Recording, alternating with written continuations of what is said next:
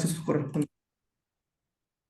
Muy bien, listo. Entonces, iniciamos la sesión en cuanto usted lo considere, licenciado.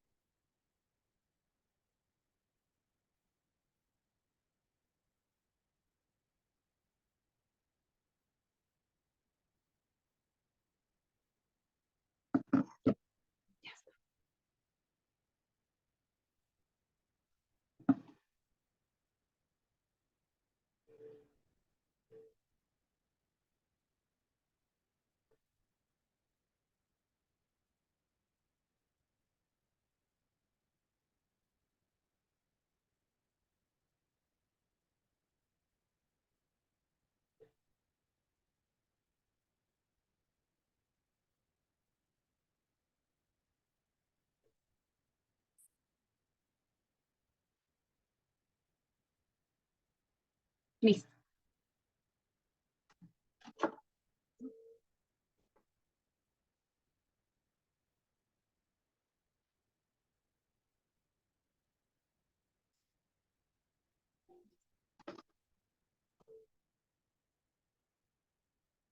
listo. A ver, ¿qué tal? Muy buenas noches con todos.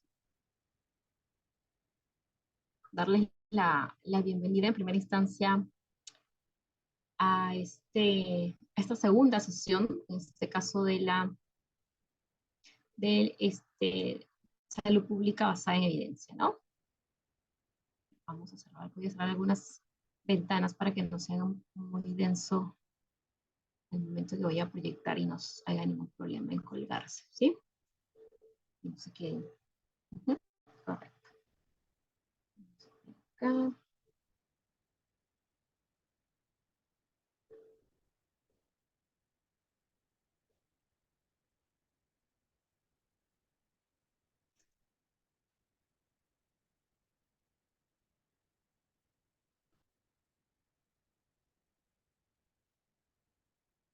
Ya, voy a proyectar.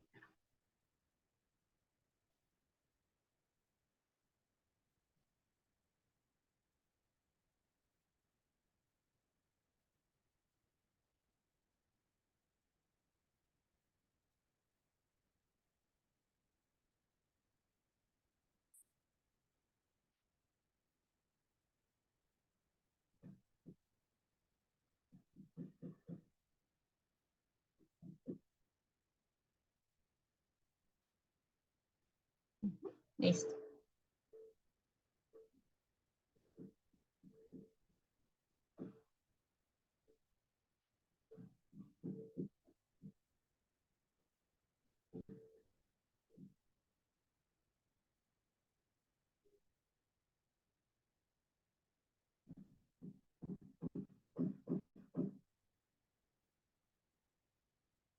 Ya.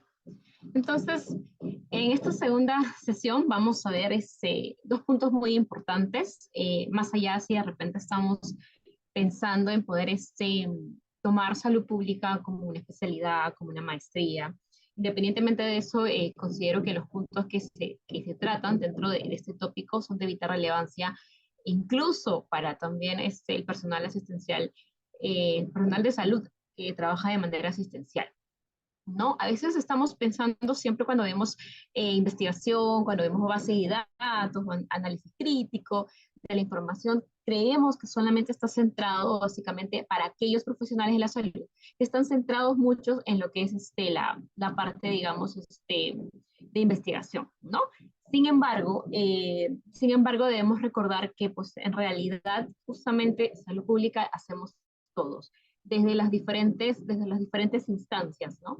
Ya sea propiamente en investigación, ya sea propiamente en la parte asistencial, ya sea quienes son parte del tema de financiamiento, etcétera, ¿no? Porque recordemos que salud pública tiene 11 funciones esenciales, en las cuales obviamente vemos 4 componentes relacionados a todo aquello que va a implicar dentro del bienestar propiamente de una población, ¿no? Desde digamos, poder abordar estos determinantes sociales de la salud, hasta el financiamiento, que básicamente es el último componente de los 4 componentes en los cuales se subdividen estas 11 funciones esenciales de la salud pública, ¿no? Entonces, cuando uno ve la salud pública, definitivamente termina entendiendo que realmente todo lo que vamos a ver el día de hoy no está, digamos, ceñido solamente solamente, digamos, a la parte, a quienes realizan propiamente la investigación, ¿no? Sino por otro lado está también centrado, digamos, en las personas que trabajan desde el aspecto asistencial, ¿no? Obviamente, digamos, quienes estamos más acostumbrados a ver o a guiarnos de protocolos, a guiarnos de normativas del Ministerio de Salud, pero recordemos que muchos de estos protocolos o la base normativa que establece el Ministerio de Salud, obviamente se va a sustentar en justamente previamente un análisis crítico, una evaluación de la información, evaluación propiamente de la evidencia para finalmente concretarse como lineamientos que se van a llevar de manera general a nivel nacional. Entonces, todo parte, obviamente, desde la búsqueda de información en bases de datos, que en diferentes fuentes de información, primaria, secundaria, para poder pasar a un análisis crítico y evaluación de la información, para poder concretarse finalmente como aquellos lineamientos que va a dar el ente rector a todos y que se traducen en los procedimientos que nosotros, como profesionales de la salud, habitualmente lo realizamos, ¿no?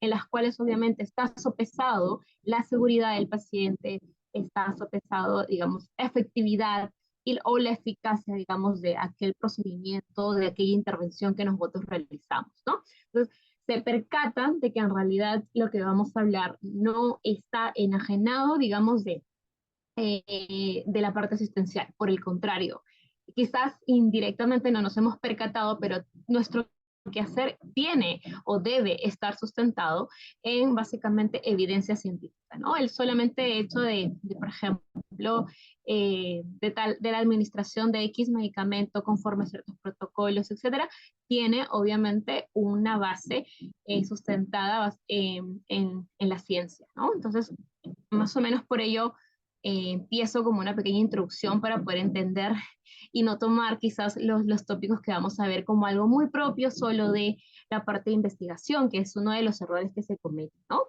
Entonces, vamos a empezar por la base de datos. Repito, esos tópicos todos debemos saberlo, lo que profesionales de la salud, porque nuestro quehacer tiene que estar sustentado en la evidencia, no en una experiencia personal, no en una experiencia con 1, 2, 3 pacientes, sin haber pasado por todo un proceso de investigación correspondiente en el cual se van a quitar todos estos factores externos, incluso internos, que puedan estar teniendo un efecto, un impacto dentro del resultado, ¿no? O sea, la idea es decir, tener una conclusión o un resultado propiamente que evidencie descriptivamente lo que está pasando, que evidencie la relación realmente, la correlación entre variables de repente, ¿no? La causalidad, que eso es un punto más alto dentro de la parte epidemiológica, por ejemplo, ¿no? Nosotros eh, idealmente tendríamos estudios de tipo que busquen la causalidad, que son estudios de más alto rango, y por ende, digamos, eso es como que la búsqueda que vamos a tener, la parte descriptiva de correlación o relación, la causalidad, ¿no? Entonces, terminamos viendo la efectividad o eficacia y obviamente la seguridad de algunos medicamentos, de algunos procedimientos, etcétera, ¿no? Entonces, empezamos siempre por esta búsqueda de información, la cual va a ser obviamente importante, pero hay que entender que hay que diferenciar, digamos, las fuentes de información. Hay que reconocer cuáles son fuentes de información válidas que van a servir de insumo para poder, en este caso, trabajar en términos de una salud pública basada en evidencia, ¿no? Que es lo que se quiere tratar el día de hoy. Entonces, voy a empezar por esta pregunta. Voy a empezar por esta pregunta que de repente estoy segura que por ahí nos familiarizamos porque cuando uno recuerda la tesis, como que se nos viene a la mente muchas ideas respecto, ¿no? Y sí, efectivamente está basado en una proceso científico, ¿no? La metodología propiamente tiene esa misma connotación, así que por ahí vamos a ver procesos que son similares, que son iguales incluso, ¿no?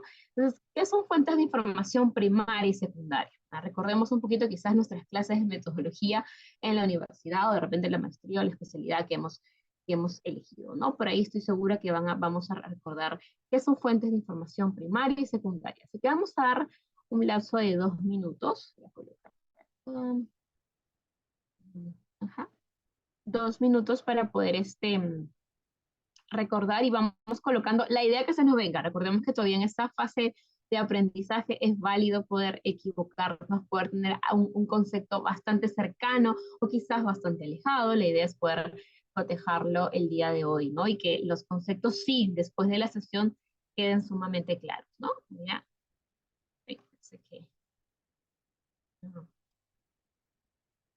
ya, listo. Aunque no quiere salir de la pantalla, pero ya. Ah, ahora sí, ya está. Ujú. Entonces voy a colocar igual la pregunta acá. Entonces los invito a que puedan participar en el chat nada más. Ahí está la pregunta. Voy a abrir acá el reloj que nos va a avisar en 2 minutos que vamos a dar para poder responder a esa pregunta. Sí, vamos recordando un poquito lo que hemos escuchado acerca de fuentes de información primaria. Es válido también responder, obviamente. Nunca he escuchado hablar acerca de qué es una fuente de información primaria, qué es una fuente de información secundaria. Sí, también es muy válido poder también. eh, a ver, listo. Vamos a dar 2 minutos. Bien, muy bien, gracias Rengifo. Salgo directamente al tema central. Ajá, muy bien, vamos bien. Perfecto, gracias. Rico, ¿no? Rengifo.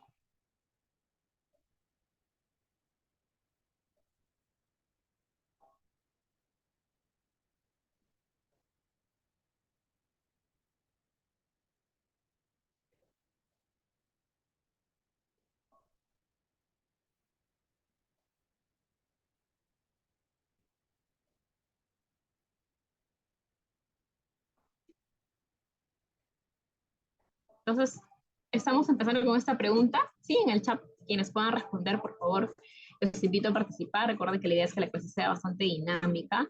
Es la única forma de poder aprender, ¿no? Un poquito invitándonos a arriesgarnos en los conceptos que luego terminamos corrigiéndolos o aseverándolos, es decir, sí, era correcto, ¿no?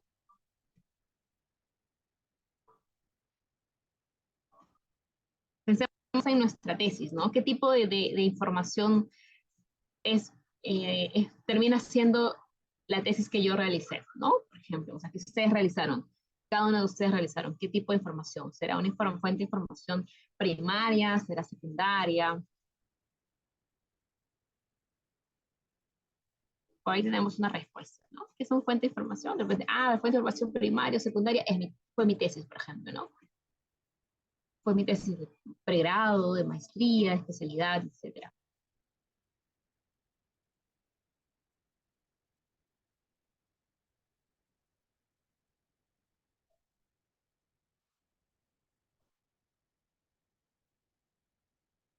Bien.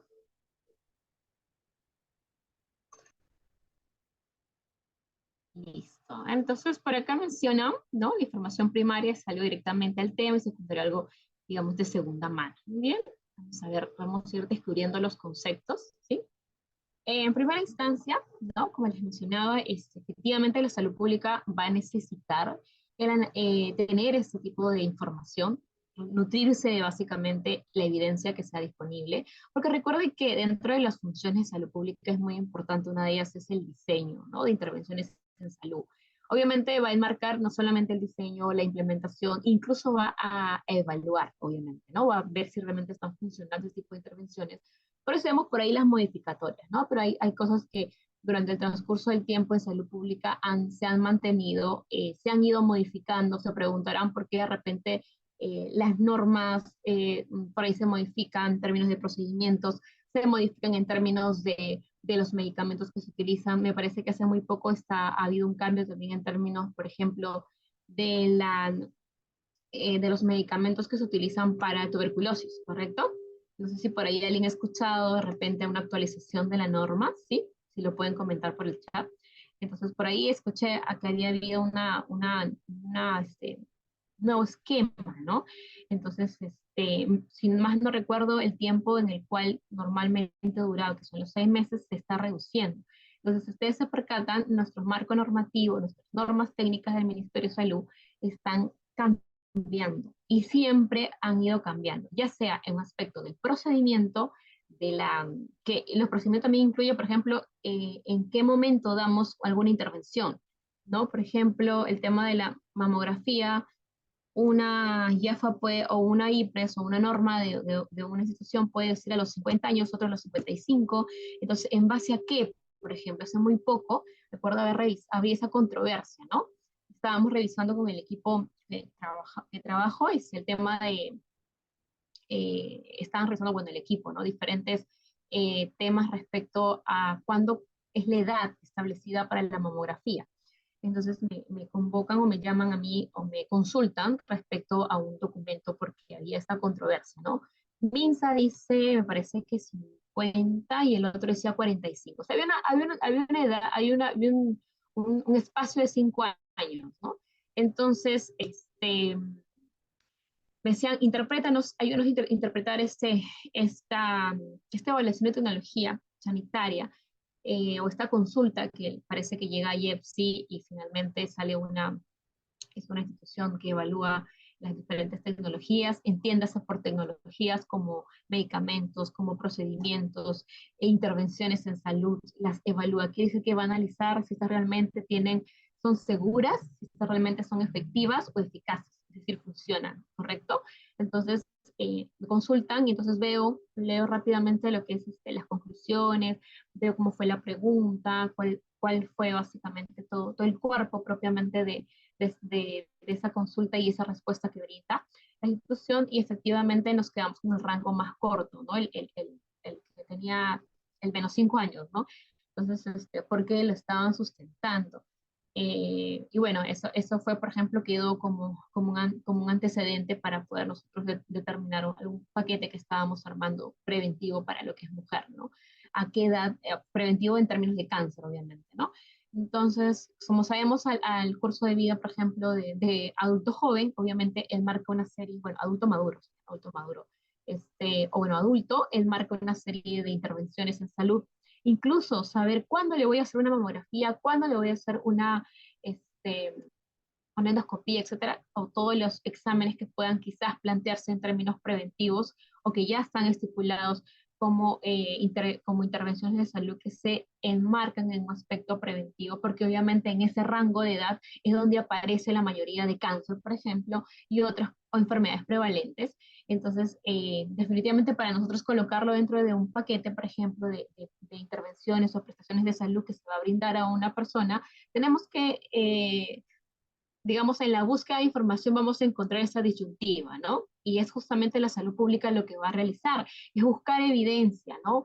Es utilizar justamente estos datos objetivos y que obviamente estén bien sustentados para obviamente abordar estrategias, crear estrategias de salud. No es que a alguien se le ocurrió de repente decir, no, que pongámosles 45 o luego 50 años, a 50 años para evitar tanto gasto, definitivamente no es así, tiene que estar basado en evidencia y ya sabemos que lo preventivo obviamente ni siquiera hay mirada en aspecto de costo, porque sabemos que lo preventivo siempre va a terminar siendo muchísimo más rentable en términos de tener a una persona tamizada que una persona obviamente ya con la patología que sí es sumamente catastrófico para la persona y también para una cualquier aseguradora, por ejemplo, ¿no? Entonces, eh, esto va obviamente también a hacer que la población tenga calidad de atención, ¿no? Porque definitivamente nuestras decisiones van a estar respaldadas por información confiable. Por lo tanto, nuestros procedimientos, nuestros medicamentos, nuestras intervenciones en salud en general van a estar debidamente sustentadas y ya se deja de lado esto de que de repente mi experiencia de que funcionó en 2 personas y de ahí vuelvo a replicarlo, si no hay un grado de evidencia científica no es válido, ¿no? Deja de ser muy subjetivo y se vuelve en algo mucho más tangible objetivamente que requiere una serie de rigor de método científico definitivamente, ¿no?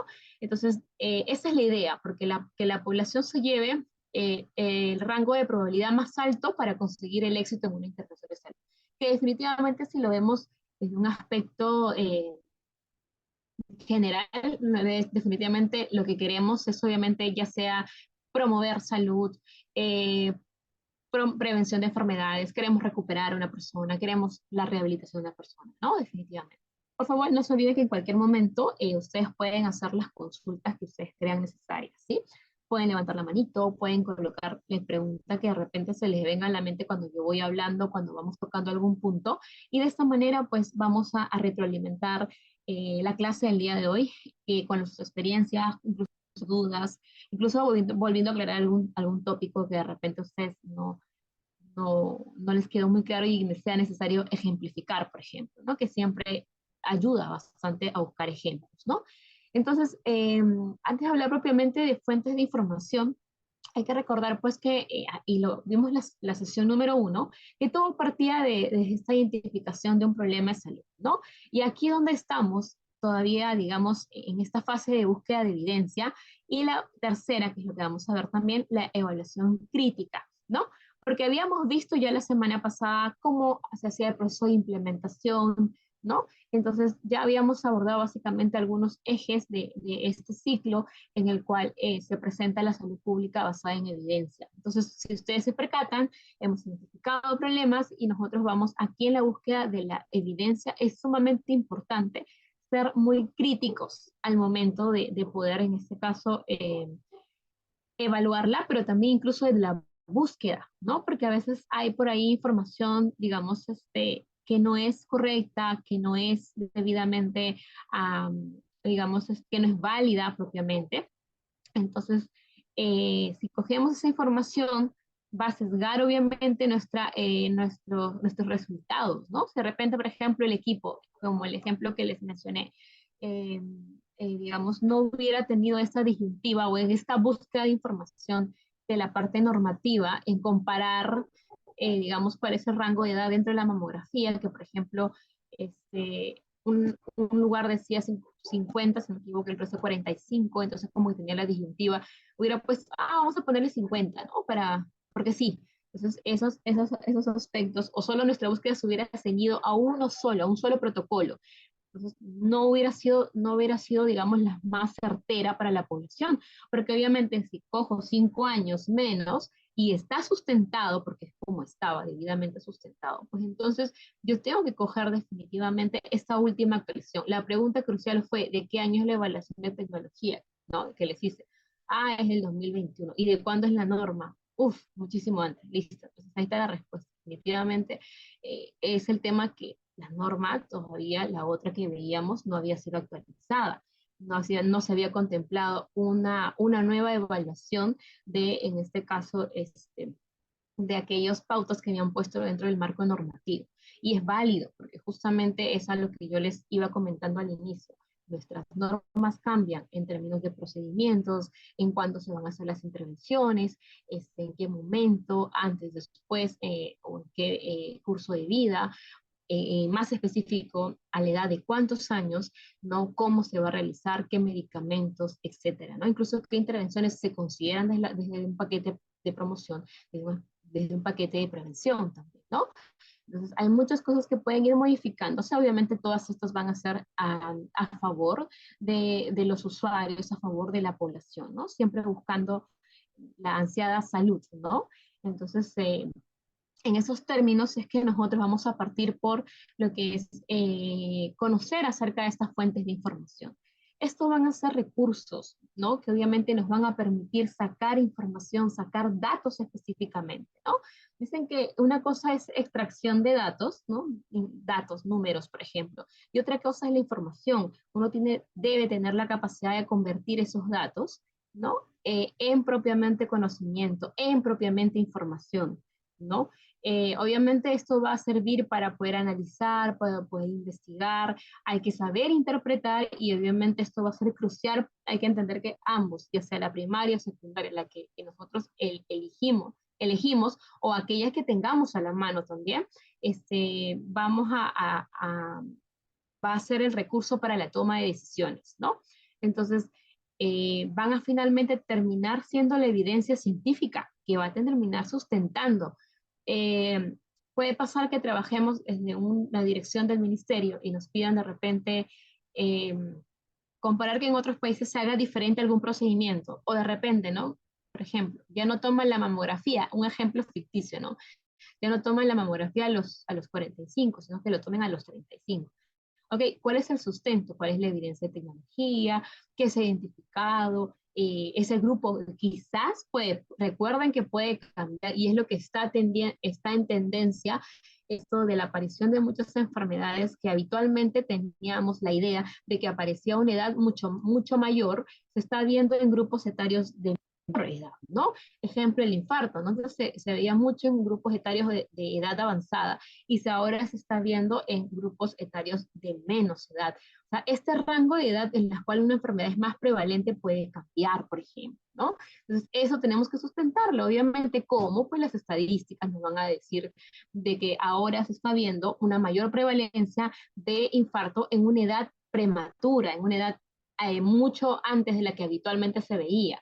Entonces, por lo tanto, es necesario hacer una serie de tamizajes para, por ejemplo, infarto al miocardio agudo, un IMA, o por ejemplo, para poder, o un tamizaje de cáncer, ¿no? Entonces, obviamente, también los factores externos, va a haber, estoy segura, muchísima evidencia respecto a todo aquel contexto externo, aquel contexto, digamos, de desarrollo social en el cual obviamente hace que nuestro estilo de vida, o bueno, que nuestra calidad de vida también se haya sido afectada por una serie de factores, valga la redundancia, externos, porque nuestra sociedad ha cambiado, ¿no? Quizás las estadísticas en las cuales nos basamos para poner una edad para un tamizaje de infarto al miocardio, de cáncer, de repente ese protocolo estaba sustentado en un contexto social de hace 20 años. Y si nosotros vamos solamente a 10 años, ya vemos una gran diferencia enorme, ¿no? O sea, solo 14 años, 2000, en el 2000, por ejemplo, totalmente, digamos, cómo era afectada nuestra calidad de vida por el contexto social, ¿no? Ahora ha cambiado, obviamente, han pasado solamente, estoy tocando los últimos 24 años, por ejemplo, al 2000 al 2024, y nos percatamos que hay una gran diferencia. De repente el protocolo es mucho más antiguo y obviamente no es lo mismo tener el tamizaje al día de hoy que hace 24 años, ¿no? El contexto, la sociedad ha cambiado, que quizás nos tiene expuesto a más factores de riesgo, que hace que obviamente un grupo más joven, un grupo prematuro, pueda tener esta predisposición digamos, o a exacerbar algunos factores de riesgo y por ende presentar la enfermedad en, digamos, grupos o cursos de vida de manera prematura, ¿no? Entonces, hay muchas cosas que van cambiando, pero es importante entender que todo lo que yo recolecte, esta información va a validar, ¿no? Validar la evidencia científica. Entonces, finalmente, estas fuentes de información, sea primaria o secundaria, es sumamente relevante como este segundo paso dentro de la salud pública basada en evidencia, ¿no? Ahorita vamos a hablar uno por uno de estas fuentes de información primaria y secundaria. Antes vamos a entender un poquito acerca de su importancia, ¿no? Definitivamente la idea es que entendamos sus limitaciones, entendamos también cuáles son los pros de cada una de estas, la primaria, cuál es lo que me está jugando a favor y cuáles también sus limitaciones, de la secundaria sobre todo, ¿no? Eh, eh, Porque obviamente esta es la idea que generen una información científica definitivamente lo más confiable posible, ¿no? Hay que entender que también de esta fuente de información podemos partir para identificar ciertas tendencias en salud. Eso también es válido, ¿no? para evaluar la efectividad de las intervenciones. Definitivamente estas nos van a ser de insumo o recurso para poder evaluar también incluso posteriormente en uno de los pasos siguientes, evaluar si realmente están funcionando estas intervenciones en salud, ¿no? Y para informar una investigación a futuro también, ¿no? Se pueden trabajar de manera independiente y poder también formar parte de alguna investigación en sí. La fuente de información básicamente primaria, ¿no? Estoy segura que aquí la tesis se nos tiene que venir en mente, ¿no? Eh, Estas van a proporcionar datos originales, ¿no? No interpretados. Cuando ustedes realizaron su tesis, cuando yo realicé mi tesis de maestría, uno, maestría 2, de pregrado, etcétera, entonces definitivamente nuestra tesis fue o tuve en consideración una fuente de información primaria porque fue recolectada directamente los datos por nosotros, por cada uno de nosotros que fuimos investigadores, ¿no? Ahora, de repente puede pasar que algunos de ustedes no utilizaron una fuente de información primaria, pero lo que estoy segura es que al menos para la de pregrado nos piden recolectar nuestra propia información. Ya para maestría no, ¿no? Nos piden, digamos, nos dan el chance de poder utilizar fuente de información secundaria. Es decir, datos que ya fueron recolectados por una o un grupo de personas, incluso que ya pueden haber reportes, ¿no? Entonces, pero en nuestra tesis sí tuvimos que realizar la recolección directa de los datos, ¿no? Cada uno de nosotros fue investigador en ese contexto y obviamente recolectó los datos como corresponde. Entonces, en mi caso de una maestría en las dos maestrías tenía la oportunidad de tener, en las dos maestrías, este, una recolección directa de los datos, si bien una de ellas, la última maestría, no fue directamente, porque fue a través de un concurso en el cual hubo todo un equipo desplazándose para poder obviamente recolectar la información, pero de todas maneras es mi fuente de información primaria, porque se hizo esa recolección de datos, ¿no? Si yo hubiera tomado alguna fuente de información externa que ya esté publicada y lo hubiera analizado, esa es una fuente de información secundaria, ¿sí? Más que guiarnos de los tipos de, digamos, de estudio, porque son tipos, ¿no? Ensayos clínicos, estudios de cohorte, caso de control, observaciones, tengamos esto de acá clarísimo, o sea, que la fuente de información es todo aquello que yo recolecto de manera directa, que yo como investigador o un equipo de investigación recolecta de manera directa, ¿no? Para obviamente un planteamiento de objetivos que ha tenido que tener la investigación, ¿no? Entonces, que pueden ser, por ejemplo, cuando alguien hace un ensayo clínico aleatorio, ¿no? Cuando pasó esto del COVID de repente y vinieron a hacer los estudios, los ECAS, en relación a la vacuna contra el COVID, por ejemplo, ¿no? Fueron datos primarios porque obviamente vino todo un equipo, hizo un ensayo clínico aleatorio llamado ECA y recolectó la información respecto a la efectividad, a la seguridad de esta vacuna de X laboratorio, ¿no? Entonces, también puede ser una encuesta y un censo, claro que sí. El INEI, por ejemplo, a través de su encuesta demográfica y de salud familiar, ENDES, cuando recolecta su información, ENDES, ¿no? Corresponde a una fuente de información primaria. Pero cuando está colgada ya esta fuente de información y yo la voy a utilizar cuando alguien ya la recolectó, ya la interpretó incluso, y es una fuente de información secundaria. Por eso les decía, no nos centremos tanto en el tipo, que si yo veo un ensayo clínico o veo una encuesta y un censo, ¿esa es la información primaria? No necesariamente, ¿no? Si uno la recolecta de manera directa, sí es una información primaria. Si ya está publicado, ya está analizado esa información, entonces es una fuente de información secundaria. Los estudios de corte, que son estudios en el cual el día de hoy decido hacer una investigación en base a unos objetivos y empiezo a seguir a la persona, ¿no? Lo que se hizo, un ejemplo claro de los estudios de corte, es el estudio de Framingham, el estudio que vio el tema de los factores de riesgo cardiovascular, ¿no? El estudio de Framingham, todos estos factores que conocemos de lo que es riesgo cardiovascular, parte del estudio de Framingham, un estudio famosísimo en la parte de epidemiología. Creo que tiene que en algún momento, si de repente han estudiado epidemiología o en el momento que estudian estudiar epidemiología, tienen que hablar del estudio de Framingham, ¿no? Porque es quien identifica estos factores de riesgo que hasta el día de hoy siguen vigentes. el tema del sobrepeso, el tema, del tabaco, etcétera, ¿no? Todos estos factores de riesgo que sabemos tienen un impacto dentro de nuestra salud cardiovascular. Por ejemplo, ellos que hicieron, ¿no? Captaron un grupo de personas, vamos a poner X cantidad de personas, y empezaron a seguirlas en el tiempo. Entonces, en ese seguimiento empiezan ellos a adquirir, por ejemplo, el hábito de fumar. Entonces, como que nos permite identificar digamos, cómo, cómo ingresa un factor de riesgo y cuánto es el tiempo en que aparece el outcome o resultado, que en este caso es una enfermedad cardiovascular, ¿no? Esa es más o menos la connotación de un estudio de corte, pero es un estudio dentro del top de tipos de estudio que está alto, ¿no? Casi por debajo de los ECAs, que son el top. Bueno, estudios, revisiones sistemáticas, ensayos clínicos y estudio de corte, ¿no? Los estudios de corte están dentro de estos grupos en los cuales podemos identificar lo que es la causalidad, que es importante, ¿no? Entonces, independientemente del tipo de estudio que sean, hay que guiarnos si de repente yo como investigador formo parte del equipo y puedo recolectar esta información de cohorte, empiezo hoy capto, por ejemplo, a Juanita y empiezo a seguir a Juanita a lo largo de los años y ahí voy viendo, le voy haciendo encuestas y ya me va comentando si de repente este año, por ejemplo, el siguiente año me comenta que ha empezado a fumar, cuántas cajetillas, el siguiente año veo que ya no fuma una cajetilla, sino dos cajetillas. Entonces, esa información la estoy recolectando yo o el equipo de investigación y es una información directa, ¿no?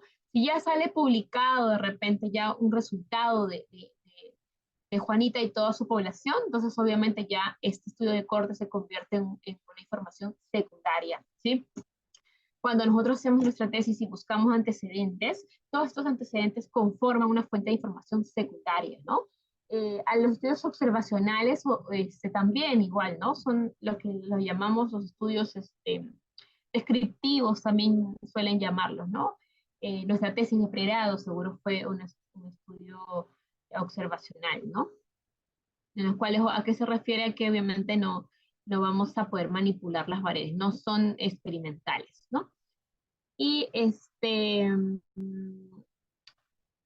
esta es fuente de información secundaria, ya cambió un error acá, secundaria. Y la fuente de información secundaria, obviamente ya fueron recolectados esta información por alguien más, ya incluso hay un análisis, hay una interpretación, y lo que nosotros vamos es a tomar básicamente, ¿no? Esa información.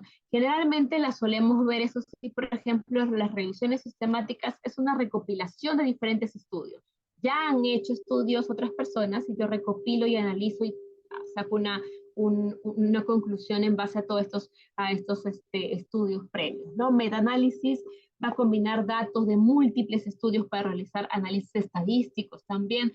Es como que, a diferencia de la revisión sistemática, el metaanálisis requiere que las publicaciones de las investigaciones que estén colgadas tengan la base de datos.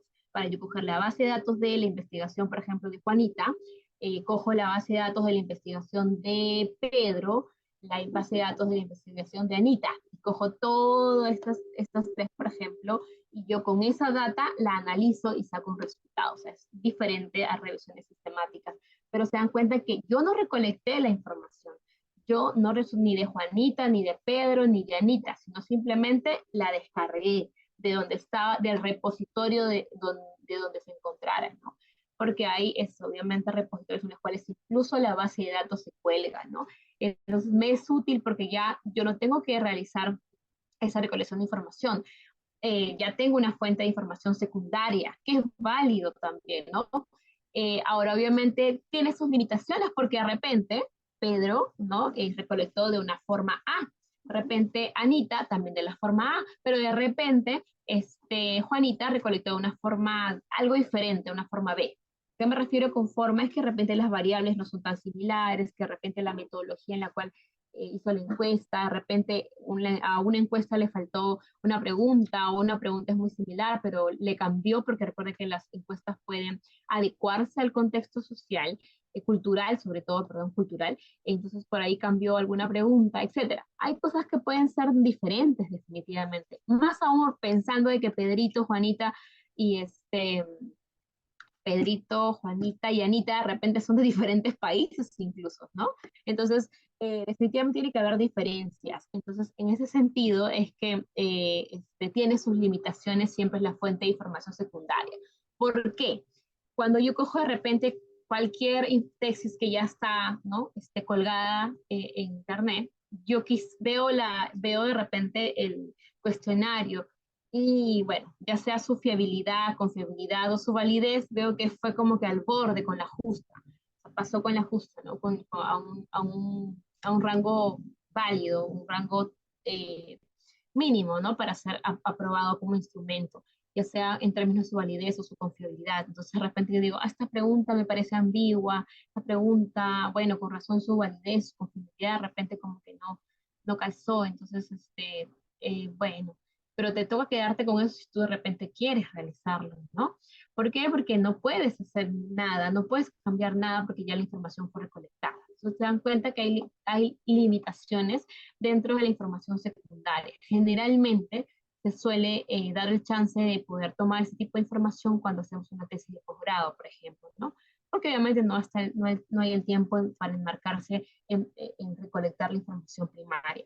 La diferencia es que, claro, acá tú puedes hacer todo tu protocolo en la información primaria para poder recolectar correctamente la información o para poder tú, en base a cómo tú conoces tu población, poder tener todas las precauciones al momento que recolectas la información. Acá tú no vas a tener control porque esa información ya se recolectó en términos en términos de lo que el investigador, dueño de esa información que él la recolectó, estipuló conveniente para la forma, para la metodología en la cual se recolectó, ¿sí? Ya no voy a poder dar injerencia en nada. Entonces, pero sí, obviamente, igual es válido poder utilizar esta información. Claro, se tiene que solicitar el permiso correspondiente.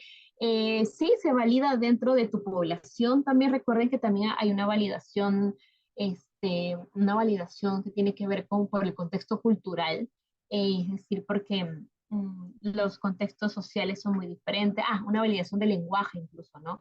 Porque jalo un instrumento de España, jalo un instrumento de otro país, mire, incluso que es o sea, del mismo idioma español, pero sin embargo por ahí hay palabras que definitivamente aquí una persona no la va a poder interpretar de manera correcta o es muy ambigua, hay que adecuarla también incluso al contexto, digamos, educativo de la persona, hay que hacerlo lo más sencillo posible.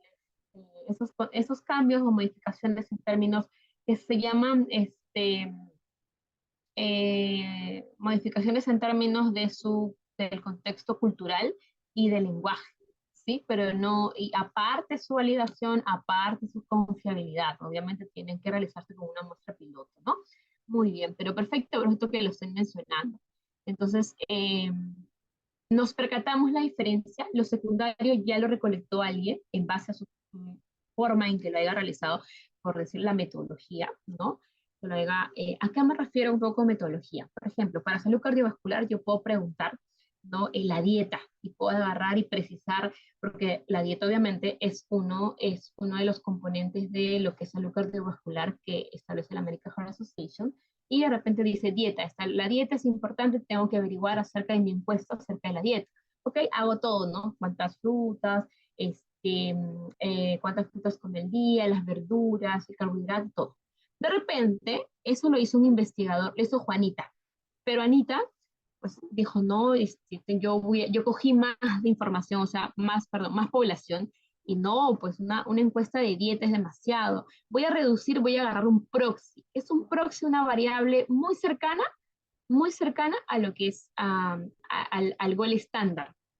Una variable gol estándar es esa variable ideal, o sea, aquello que es lo que idealmente nos sirve para determinar una variable. Por ejemplo, hacer todo la parte de la dieta, obviamente es lo ideal, ¿no? Pero una variable proxy es algo muy cercano. Por ejemplo, la American Heart Association encontró que la variable más cercana para dieta, o es aquella variable en la cual más, digamos, es lo más complicado a veces de poder realizar, en términos de que la mayoría de población como que ahí es el punto de quiebre, ¿no? ¿Cuál es en este caso la cantidad de frutas que consume al día, ¿no?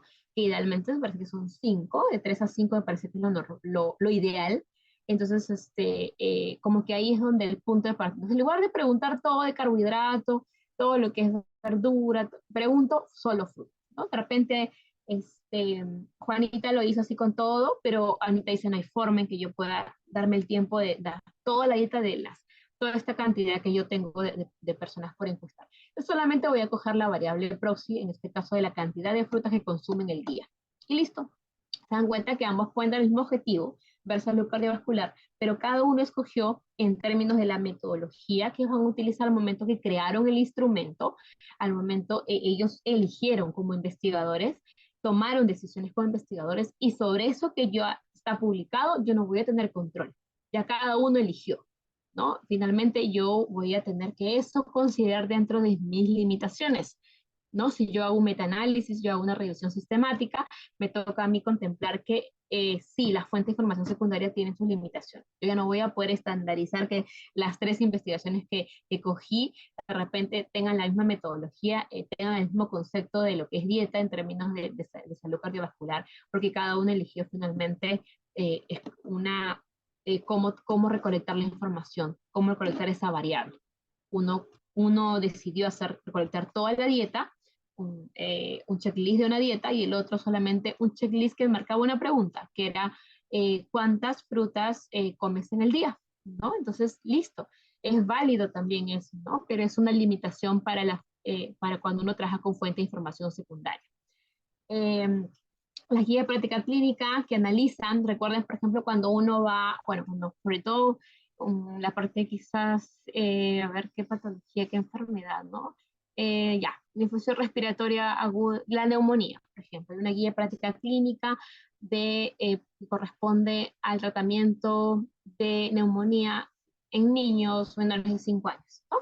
Por ejemplo, entonces, esa información ya fue analizada, ya se sintetizó todos los, ya se buscamos, ya digamos, se sintetizó toda la información de país de Latinoamérica, en las cuales utilizan ABC de medicamentos, en los cuales hacen ABC de procedimientos, ¿sí? Entonces, ABC de intervenciones en salud en general, y por lo tanto ya lo que vamos a tener como resultado final en la guía de práctica clínica es una información analizada y sintetizada.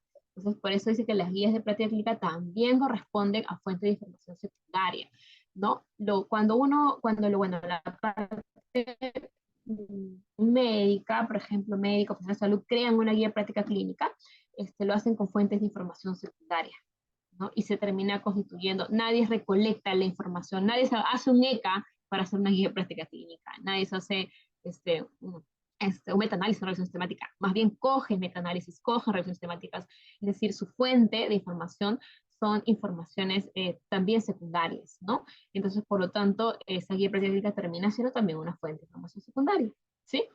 Entonces, eso. Dentro de estas fuentes de información, ¿dónde vamos a encontrarlas? Estas fuentes, digamos, estos repositorios de bibliografías, por ejemplo, lo vamos a encontrar en PubMed, ¿no? Que son lo que llamamos base de datos, ¿no? La base de datos, obviamente PubMed es la más conocida, trabaja, sí, está en inglés, bueno, no es tan complicado tampoco quienes por ahí no manejamos mucho el inglés, este, ¿por qué? Porque las palabras, pues, técnicas propiamente que utilizamos en salud son muy similares, ¿no? A las de español. Y además que, bueno, un simple traductor nos puede ayudar simplemente, ¿no? Ponemos de repente ah, alguna palabra, lo traducimos y lo colocamos. Recuerden que ahí trabajan con Mage, ¿no? Con unas pequeñas como abreviaturas o palabras claves, por decirlo así, ¿no? Entonces, este PubMed nos permite, pues, acceder a información de literatura biomédica y científica, muy buena. O sea, tenemos que conocer definitivamente al menos estos 3, que es PubMed, Cochrane Library y Scopus, ¿no? Entonces, son 3 bases de datos que son sumamente importantes para poder nosotros buscar información. ¿A qué me refiero? Toda esta fuente de información secundaria, porque la secundaria es la que voy a sacar, ¿no? La que ya está lista, la está publicada, analizada. ¿A dónde me voy a ir para sacarla? Aquí, a estas bases de datos, ¿no? A lo que es PubMed, a Cochrane Library, a Scopus. Entonces, voy a ir buscar los papers, los llamados artículos científicos o papers, y voy a buscar, estos papers obviamente van a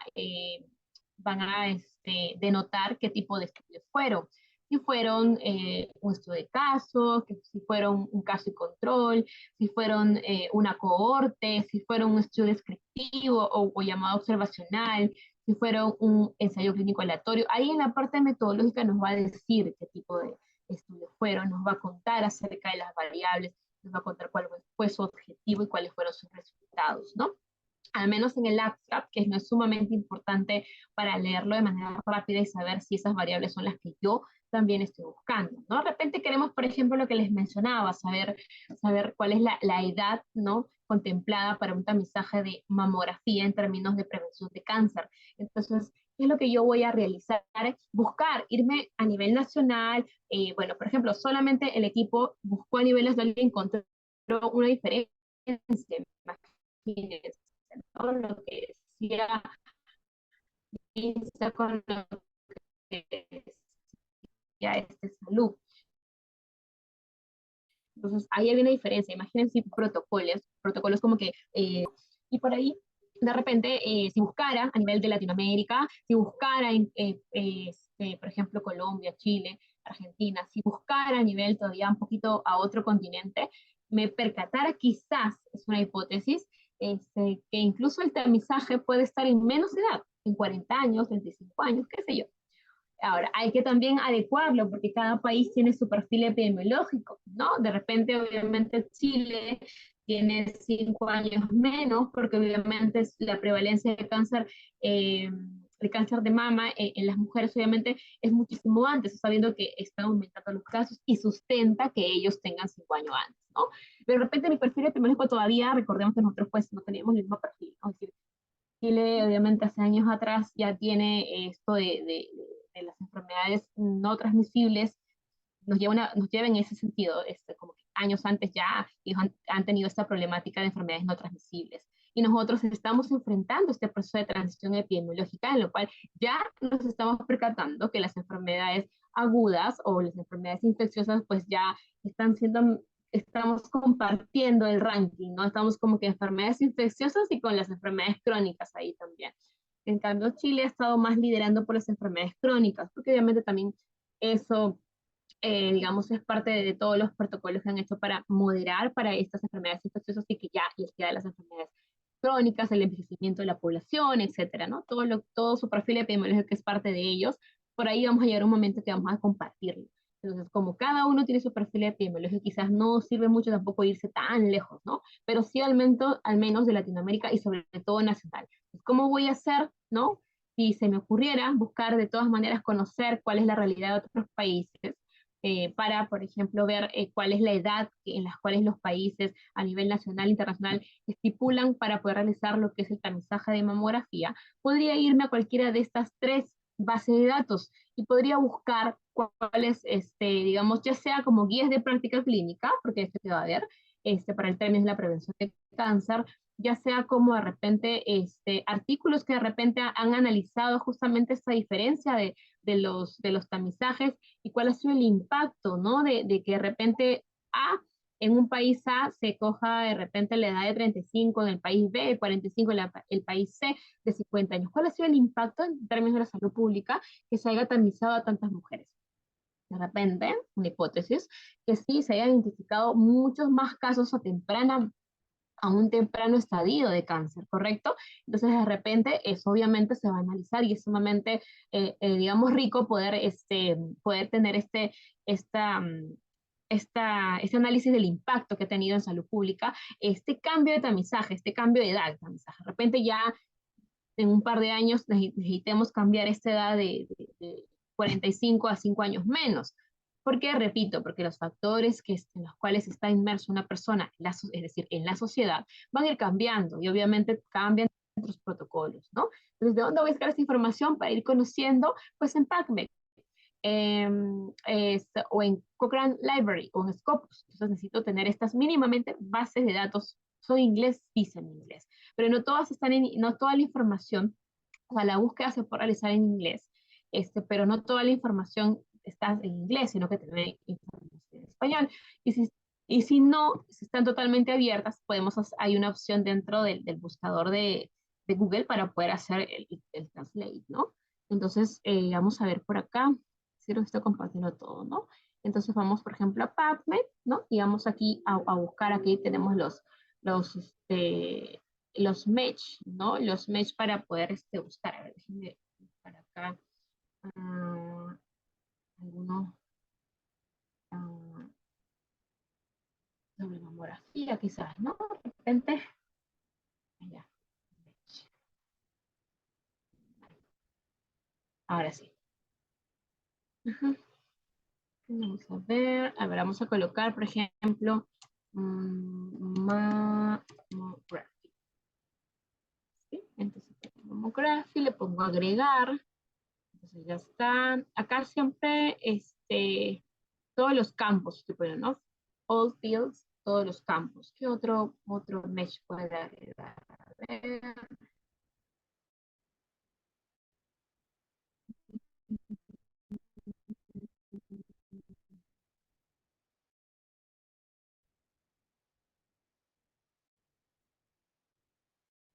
¿Es cáncer? ¿Cáncer de mama? ¿Esa? A ver. No, cáncer. Nada más cáncer. ¿No? Listo. Entonces busco. Va a salir un montón seguro, ¿no? Porque en realidad es bastante, lo dejo muy abierto, lo estoy dejando demasiado abierto. Entonces, vamos a ver si lo voy a buscar o si no lo pongo acá.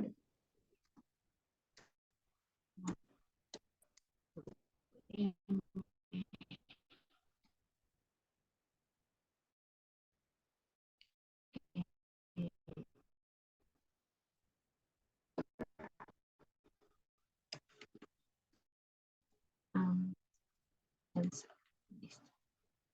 Está fallando el internet, por eso es que no quiere abrir. Entonces, solamente en colocar esto acá, ya me va saliendo todo un listado de artículos científicos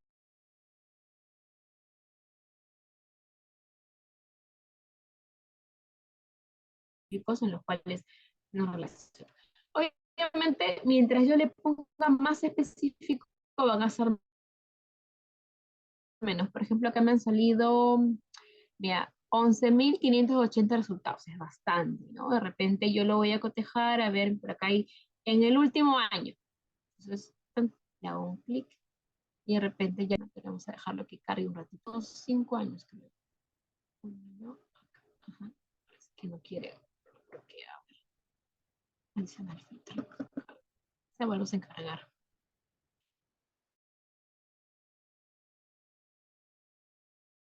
Tiene diferentes opciones que van a dar, ¿no? Porque definitivamente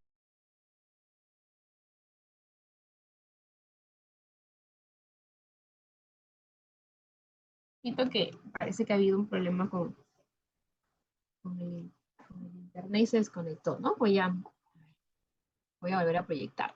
Estaba comentando que de la búsqueda que hice, que es Mammography and Cancer, ¿sí? Había salido, por ejemplo, 11.580, ¿no? Que por acá nos sale de repente más,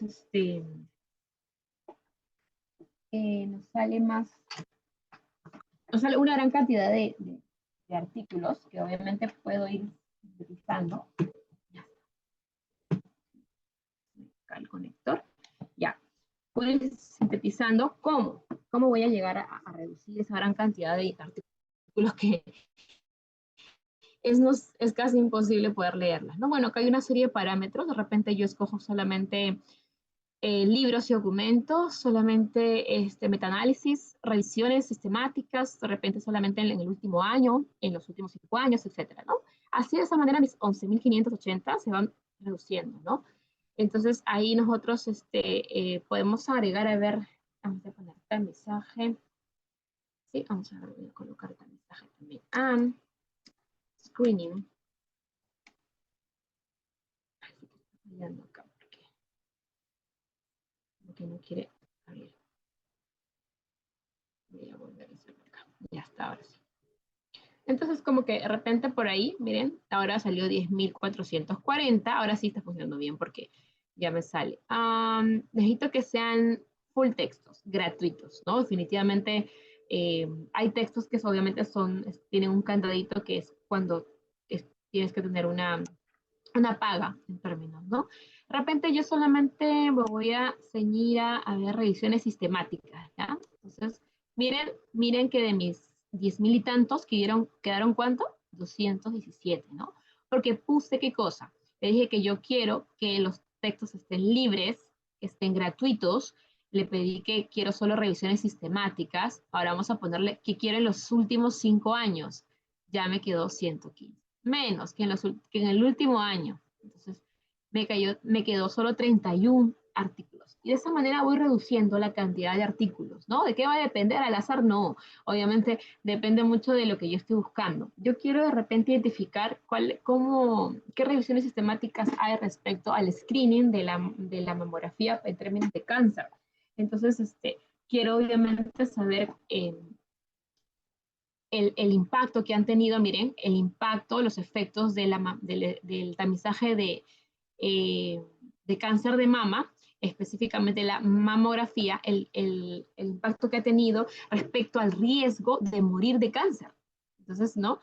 Y de todas las causas o de todas las muertes, tipos de muertes. Entonces, aquí, por ejemplo, está bastante interesante este estudio. El título nada más, obviamente tendría que leerlo más para poder ver si es lo que yo estoy buscando, que es un estudio de corte observacional usado para evaluar la efectividad de el tamizaje de la mamografía en mujeres, ¿no? A las cuales se le ofreció, en este caso, el tamizaje, ¿no? O las cuales tuvieron tamizaje. Entonces, ahí vemos, por ejemplo, que yo tendría que revisar 31 artículos, ¿no? Obviamente parto por el abstract y de repente ahí ya me pongo a ver cuáles son los que están alineados a lo que yo quiero ver. Entonces, se percatan lo bonito, lo interesante que puede llegar a ser realmente la búsqueda de información. Quería que no solamente fuera tan teórico, sino que ustedes puedan entender lo importante que es este tópico realmente para cualquiera, para cualquier profesional de la salud. Debemos dejar de utilizar información subjetiva y decir, creo que esto sí funciona, yo creo que es así, o bueno, pues un año más, un año menos que no le hagas un tamizaje, que realmente lo que hacemos tiene que estar basado en evidencia y que obviamente no podemos irnos de un rango, digamos, ni superior, o sea, no irnos al extremo de dejar de hacer un tamizaje, ni tampoco al extremo de realizar tamizajes a muy temprana edad, porque obviamente recuerden que también en términos de salud pública tenemos un presupuesto y el presupuesto pues no es infinito. ¿No? Nuestro presupuesto en salud nunca en ningún país tiene un presupuesto infinito. Es un presupuesto finito y hay que hacer un adecuado uso de los recursos públicos. Entonces, por lo tanto, necesitamos tener, digamos, nuestras evidencias claras, un rango de edad que tampoco se vaya al extremo de coger, digamos, a un grupo de personas a muy temprana edad que va a terminar siendo un gasto innecesario porque en ese grupo de edad de repente no se presenta la enfermedad. Entonces, eh, a ello va un poco el sustento. Y esto lo tiene que saber un salubrista, lo tiene que saber un profesional de la salud que trabaja en un centro de salud, en una posta, en cualquier nivel de atención. ¿Por qué? Porque obviamente ahí de esa manera vamos culturizándonos y vamos entendiendo por qué el Ministerio de Salud pone tal edad, por qué este protocolo es así, por qué de repente en tuberculosis se brinda los medicamentos, ¿no? Observándolos directamente, por qué no les damos simplemente para que se lo lleve de manera mensual a su casa. Todos esos procedimientos que hoy lo hacemos de manera rutinaria han pasado por un proceso también de validación. De poder encontrar la mejor forma, más efectiva es la palabra, o más eficaz de poder ser dado a un usuario, a un paciente, ¿no? Entonces, miren, por ejemplo, esto acá lo voy a colocar en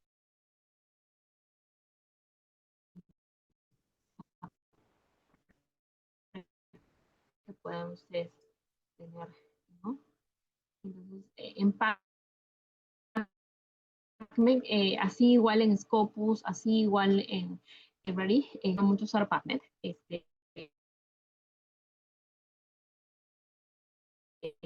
es donde más suelo buscar información, ¿no? Entonces, ya Scopus es multidisciplinario, prácticas en medicina y salud pública, también es súper válido, ¿no? Entonces, pueden utilizar repositorios de artículos de múltiples revistas científicas muy importantes en la parte biomédica, ¿sí? Entonces, obviamente, ¿qué otra fuente de información también hay? Recordemos, además de saber en otros países cuáles son estas edades, por ejemplo, ¿no? En las cuales se realiza el tamizaje de cáncer de mama, también necesito, obviamente, tener algunas estadísticas tanto nacionales como internacionales.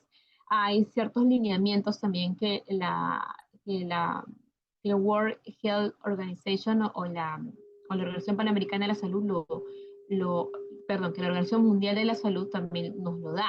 Y muchos lineamientos los da la OMS o llamada la WHO, que es en inglés, y de ahí, ¿no? Obviamente el MINSA los toma, los hace suyo y quedan un marco normativo para nosotros, ¿no? Entonces, también la OMS nos da base de datos globales sobre salud y enfermedad, ¿no?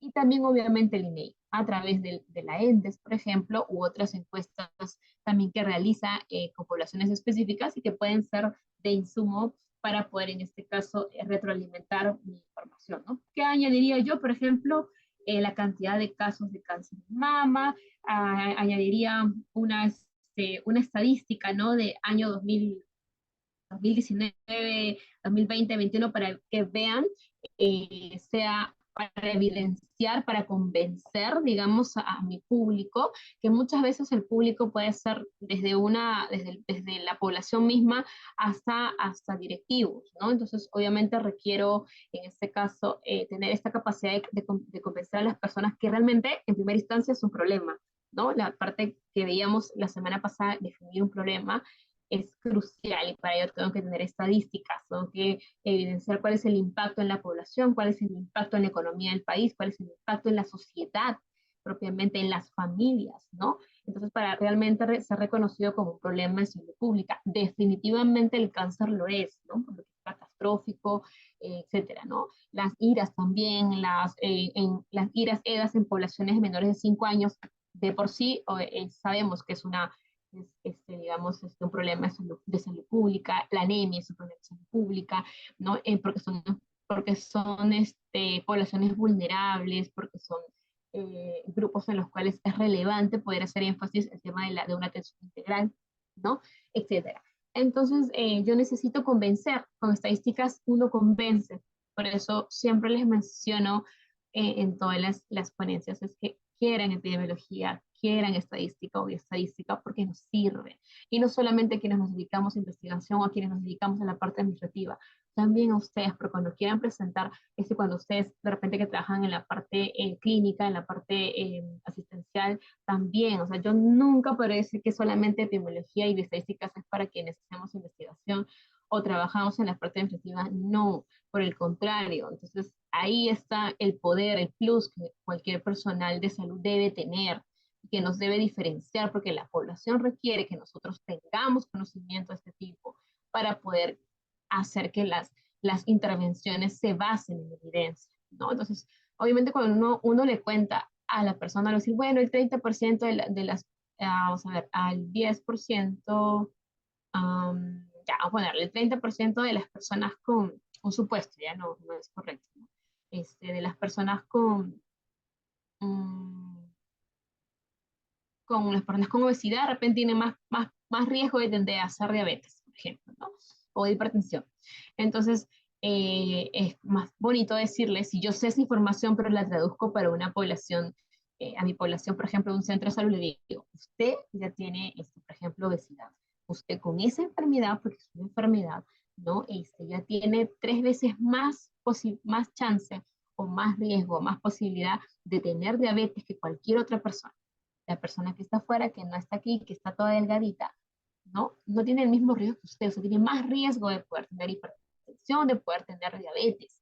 Pues, obviamente, por lo tanto, tenemos que agarrar, como dice el toro por las astas, tenemos que trabajar en términos de ese sobrepeso, de esa obesidad, para que obviamente bajar ese riesgo y usted pueda tener una vida sana, pueda terminar con una calidad de vida, entonces, etcétera. Entonces, una forma de convencer, las estadísticas nos ayudan para eso, incluso para la parte asistencial.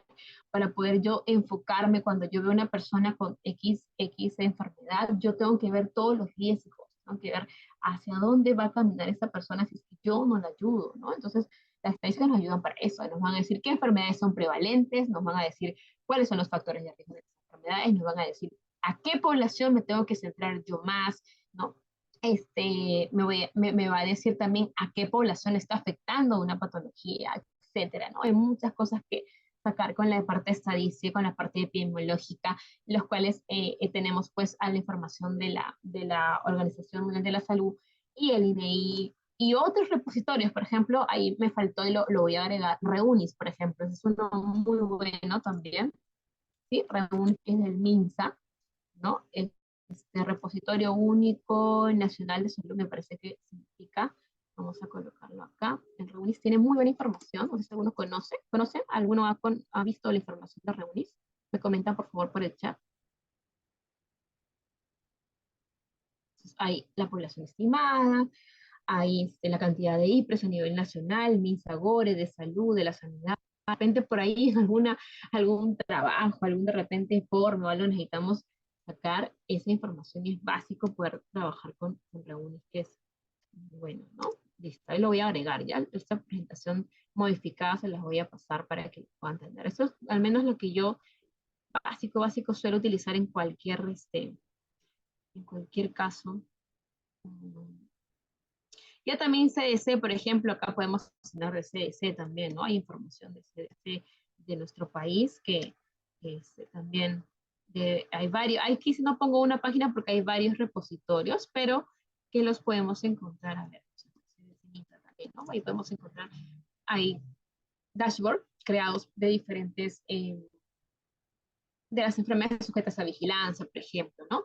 Es lo más importante que ellos, una de las cosas, uno de los aspectos que suelen ver o uno de lo que más se centra, ¿no? Entonces, ahí, por ejemplo, a cargar. También podemos encontrar dashboards muy interesantes que obviamente van a servir de insumo, ¿sí?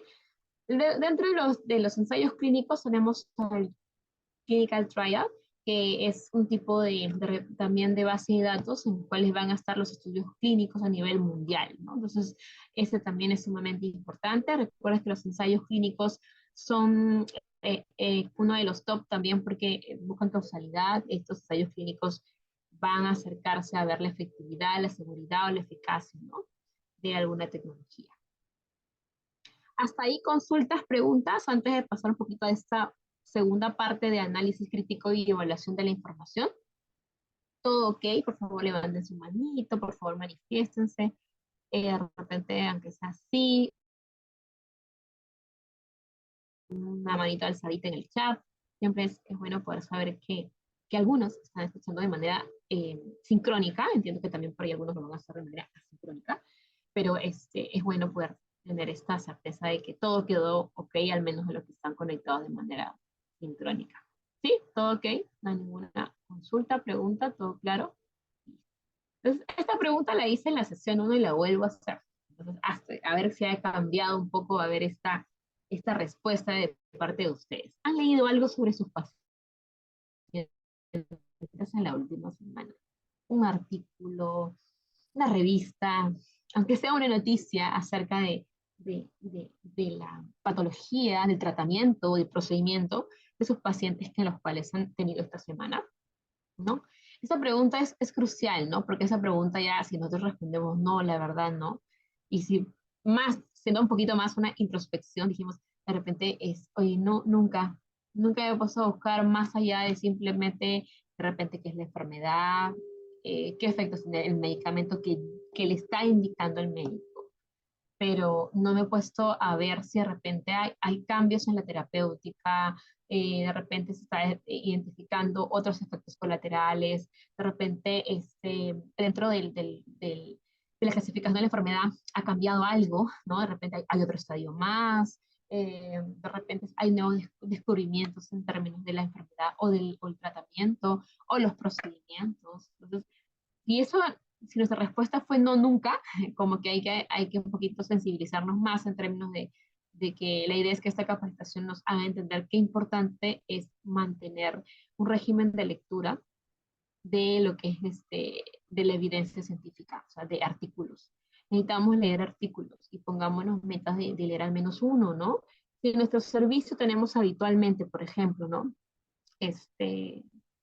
Tratamos de repente, miren, los que trabajan en oncología o tengan la idea de trabajar en oncología o hacer una especialización, pues tienen que amar, tienen que querer mucho lo que es leer información de paper, porque el cáncer es una de las enfermedades que más cambios, que más innovación de tecnologías sanitarias tiene.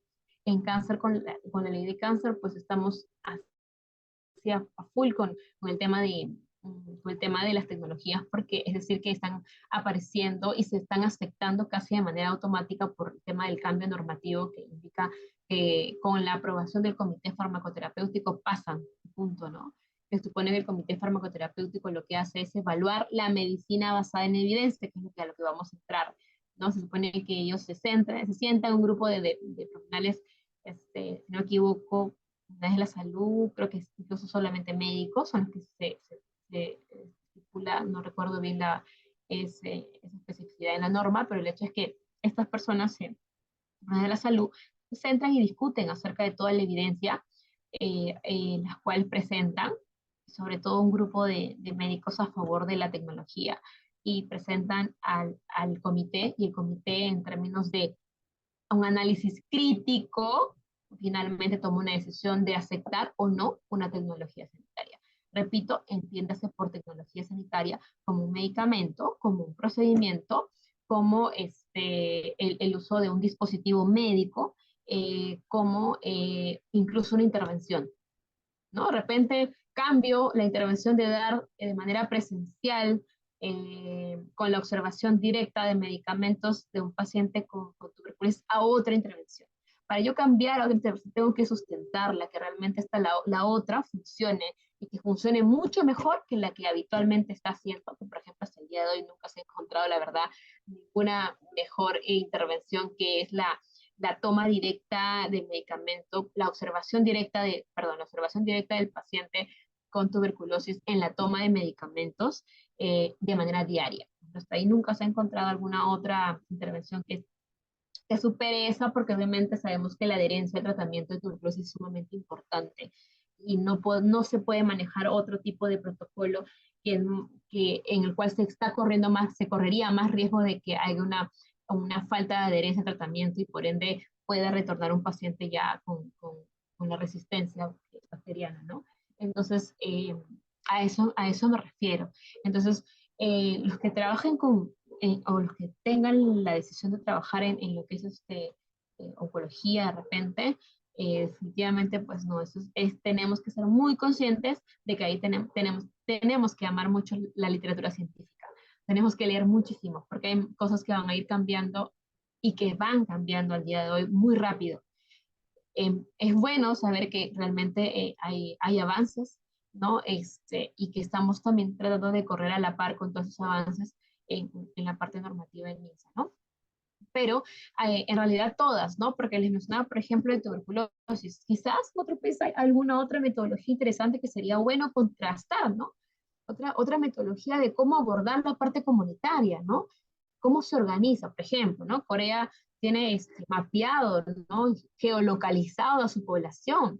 Por cada cierta cantidad de población tienen un centro de salud, o sea, no es como que el centro de salud coge toda la población la que haya, ¿no? Entonces, no, allá por cada, por ejemplo, vamos a poner, no recuerdo el número exacto, vamos a poner por cada 3.000 habitantes hay una posta, una cantidad de postas, ¿no? O sea, la forma de cómo la organización geográfica, la distribución de IPRES por cantidad de población, cuáles son las metodologías, cómo otros países están logrando mejores indicadores en salud, mejor salud en su población en general, o lo que llamamos salud pública propiamente, ¿no? Entonces también sirve para alguien que le guste comunitaria, alguien que esté abocado a la parte de salud comunitaria, claro que sí, porque puedo, gracias a los papers o gracias a la literatura científica, puedo buscar, puedo identificar qué papers están relacionados a mi campo, a mi especialidad, ¿no? Entonces, de repente trabajo en gineco también, pues hay muchas cosas que también, incluso como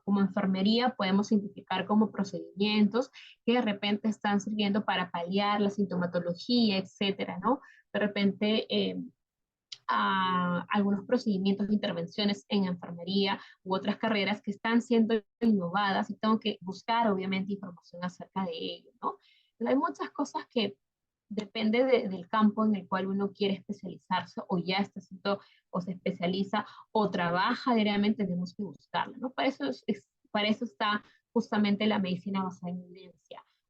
Por eso les decía que realmente todos debemos tener este análisis crítico, ¿ya? Y una cosa es que sí, PacMed nos ayuda bastante, que ahí va a estar como que una literatura científica, pero aparte de que esté colgada en, en una base de datos, digamos, que sabemos que medianamente, o sea, recibe buenos papers, ya pasó todo un proceso de filtro para ser aceptado como un paper de ahí, y PacMed recoge toda una serie de revistas que obviamente tienen esta connotación, pero hay que también tener en consideración que en términos de la medicina basada en evidencia, hay que saber leer esta literatura, ¿no?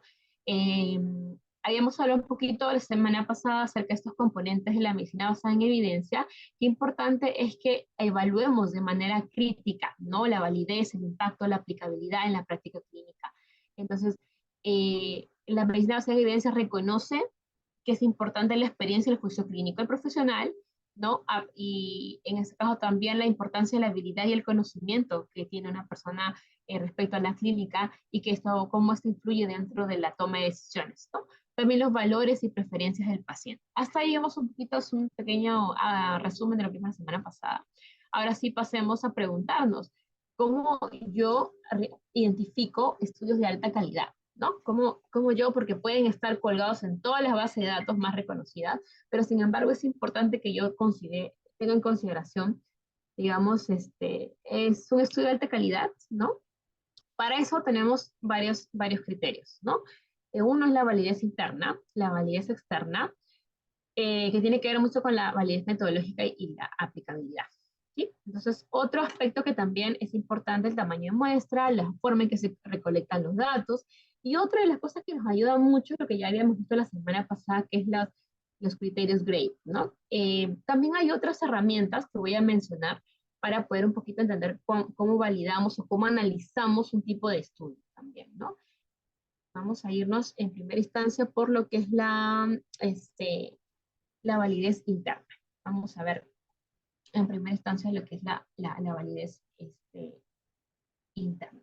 Esta validez interna tiene que ver con la precisión con la que un estudio va a medir o va a pretender medir dentro obviamente de un contexto, ¿no? Entonces hay que ser bastante sinceros en ese sentido de que hay factores que van a obviamente tener un impacto dentro de lo que es la validez interna, ¿no? Esta validez interna, recordemos que en otras palabras lo que va a hacer, va a evaluar si los resultados que se ha obtenido dentro de un estudio o en la investigación se deben realmente a la intervención o al fenómeno estudiado, ¿no? Es decir, realmente, o es que ha habido algo externo, ¿no? A eso se refiere con factores, ¿no?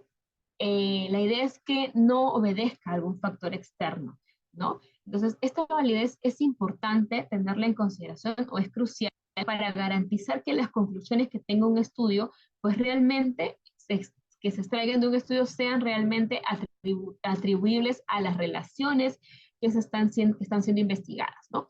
Una de ellas, por ejemplo, los factores que van a afectar es el control de sesgo.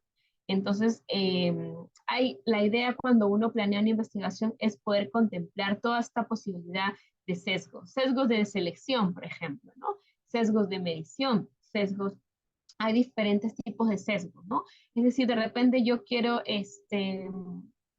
buscar a personas con obesidad y me voy obviamente al consultorio de enfermedades crónicas. Entonces, obviamente ahí voy a encontrar una gran cantidad de personas con obesidad, pero si mi objetivo está un poco más orientado a ver la prevalencia de obesidad, pues no puedo ir a un hospital, ¿no? Porque obviamente van a ir generalmente personas que tengan algunas patologías crónicas como obesidad.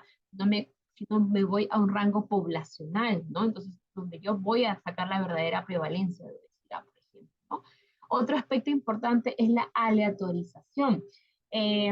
Cuando uno, digamos, asigna en un experimento, ¿no? hay una asignación aleatoria de los participantes, a eso más o menos se refiere, ¿no? Entonces, si yo, digamos, de manera aleatoria, eh, selecciono a los participantes para ya sea para el control o ya sea para el grupo experimental, a eso tiene que ver, ¿no? Entonces, de esa manera ayudamos a equilibrar factores externos. Otra es control de las variables, en las cuales van a permitir, en este caso, eh, reconocer que existen factores confusores, ¿no? Hay por ahí variables que parecieran que son outcome, pero que también son, en este caso, factores de riesgo, ¿no? Variables como, o también variables intermedias, ¿no?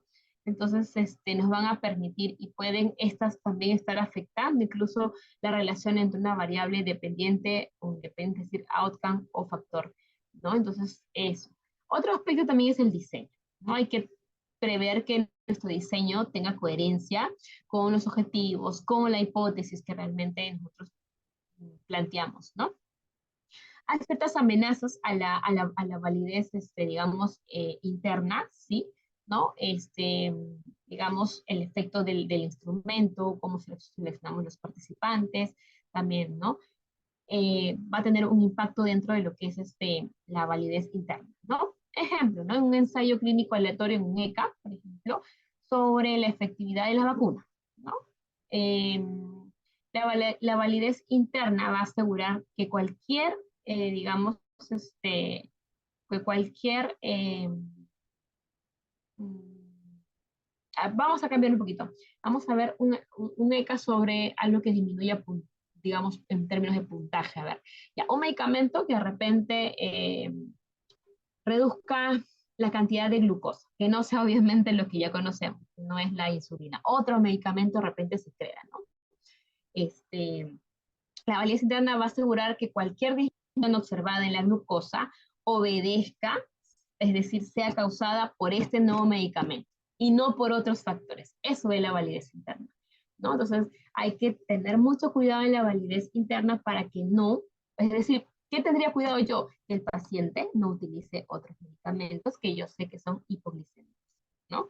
Porque si no, obviamente, no va a ser por el medicamento nuevo, sino va a ser por esos otros hipoglicémicos que está utilizando el paciente. Entonces, ahí, eso tiene que ver con la validez interna, ¿no? Y obviamente esto va a ser reportado por el investigador. Entonces, cuando yo lea un artículo, tengo que ver, ponerme a pensar en todas estas cosas que pueden estar afectando ese resultado que de repente me está indicando, ¿no? Me está indicando en este caso este, eh, que me está indicando el paper. El paper me puede decir que los nuevos medicamentos tienen un efecto, digamos, antiglicémicos en el paciente, ¿no? Con diabetes. Entonces, yo tengo que leerlo todo y poderme pensar qué cosa es lo que no están reportando, qué cosa no está indicando. Se supone que tiene que haber indicado que los pacientes no utilizaron ningún otro en ese lapso de análisis algún otro antiglicémico, por ejemplo, ¿no? Entonces, eso tiene que ver con validez interna. Ahora, en validez externa se refiere a esta capacidad que va a tener un estudio de poder ser generalizado, ¿no? Es decir, obviamente acá sí vamos a hablar más que todo el tema muy importante el tema de la muestra, cómo se tomó la muestra, la cantidad y también cómo el procedimiento en el cual, digamos, se realizó esta toma de muestra, ¿no? La validez externa evalúa estos resultados pueden realmente ser extrapolados a otras poblaciones, ¿no? Entonces yo cogí solamente una población que es de un hospital A, pero esto no, esta realidad que suscitó en un hospital A no es la misma de un hospital B, de otra región, de otra comunidad, incluso de la misma región, ¿no? Entonces hay que ver por qué, eso va a depender cómo yo lo elegí, si ahí hubo un aspecto de aleatorización, si ahí hubo, es decir, una muestra aleatoria, si ahí hubo también dentro de los muestreos aleatorios fue un muestreo aleatorio simple o hubo otro muestreo en el cual la aleatorización esté asegurada, ¿no? Otro es las condiciones de estudio, si obviamente si hay circunstancias o las condiciones son similares a las que existen en la vida real. Si yo de repente hago una toma de muestra en la cual pues la hago en un contexto, por ejemplo, el contexto de pandemia, ¿no? De repente tomo un tamizaje de estrés en el contexto de pandemia y luego digo de que siempre las enfermeras han estado estresadas ese tiempo, obviamente pues no es válido, ¿no? Porque el contexto cambió, el contexto, las condiciones en las cuales se realizó el estudio obedecen a un contexto muy particular, lo que es el contexto de pandemia. El nivel de estrés puede que sea mediano y no alto como fue identificado en el contexto de pandemia, por ejemplo, ¿no? Otra es la replicabilidad. Entonces, la idea obviamente, y por eso cuando uno publica un estudio, tiene que estar el instrumento, tiene que estar la validación, o sea, la validez y la confiabilidad del instrumento. ¿Por qué? Porque la idea es que siempre sean replicables, ¿no? Y que los resultados se replicasen en diferentes contextos, con diferentes participantes, en diferentes momentos, ¿no? A eso se refiere con lo que es replicabilidad. La validez metodológica. Otro aspecto también que aquí es importante dentro de lo que es la validez externa es que puede haber, digamos, unos factores o una amenaza, digamos, dentro una amenaza a la validez externa, ¿no? Que puede ser la misma interacción entre la selección, por ejemplo, y el tratamiento, ¿no? Los participantes de repente del estudio no representan a la población general, que es lo que yo les decía, ¿no? Entonces, por ejemplo, ahí de repente quiero captar cuáles son los hábitos, por ejemplo, miren, los hábitos de salud de un grupo, de la comunidad, del distrito de Pueblo Libre, y me voy al hospital. Entonces, obviamente, en realidad, las personas del hospital no representan a la población propiamente del distrito de Pueblo Libre, por ejemplo, ¿no? De la hospitalaria que es de Santa Rosa, que acá.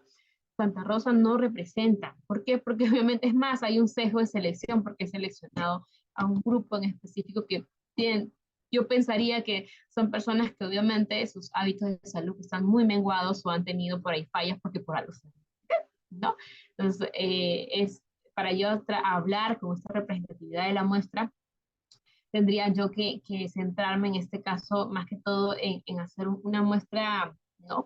Que tome todos estos sectores que son partes de Pueblo Libre, ¿no? Entonces, de repente, por conglomerados, ¿no? Cojo conglomerados de todo Pueblo Libre y ahí saco una muestra representativa. Entonces, esos aspectos son importantes a considerar cuando es validez externa, ¿no? Dentro de la validez metodológica, se refiere justamente a la validez interna y a validez externa. Entonces, tiene más que todo que ver con que hay un diseño adecuado para la pregunta de investigación, que también los procedimientos en los cuales cómo voy a recolectar la información, cómo analizo los datos, sean realmente procedimientos que estén sistematizados, que sean rigurosos y ordenados, ¿no? Que haya un control respecto a los sesgos. Para eso lo que yo planifique siempre va a prever que no ingrese sesgos, ¿no? O confusiones y pues un adecuado tamaño de muestra que siempre es importante. Y ya para culminar, eh, vamos a ver un poquito acerca de, ya, antes aquí de pasar con estos acápites importantes para identificar un estudio de alta calidad, sí, vamos a encontrarnos con esta relación entre validez interna y externa. Tiene que haber un equilibrio, ¿no? Yo sé que por ahí unos pensarán, bueno, crezco mi muestra y con eso gano en este caso una validez metodológica, pero hay que también prever el tema de recursos, ¿no? No siempre se tiene la capacidad de poder prever una mayor cantidad de muestra. Pero tenemos que trabajar en un aspecto de equilibrio entre lo que es la validez interna y la validez externa. Entonces, un control riguroso de variables, ¿no? También incluso puede reducir la validez externa, porque el entorno muy controlado puede no ser realmente lo que uno ve en la realidad.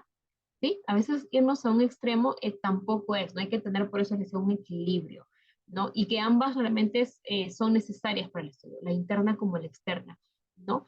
Entonces, sin validez interna tampoco se puede confiar en los resultados, sin validez externa esos resultados tampoco tendrán relevancia como investigación porque no van a tener una aplicabilidad en la práctica clínica o en términos de salud pública, ¿no? Por eso cuando hacen a veces tesis muy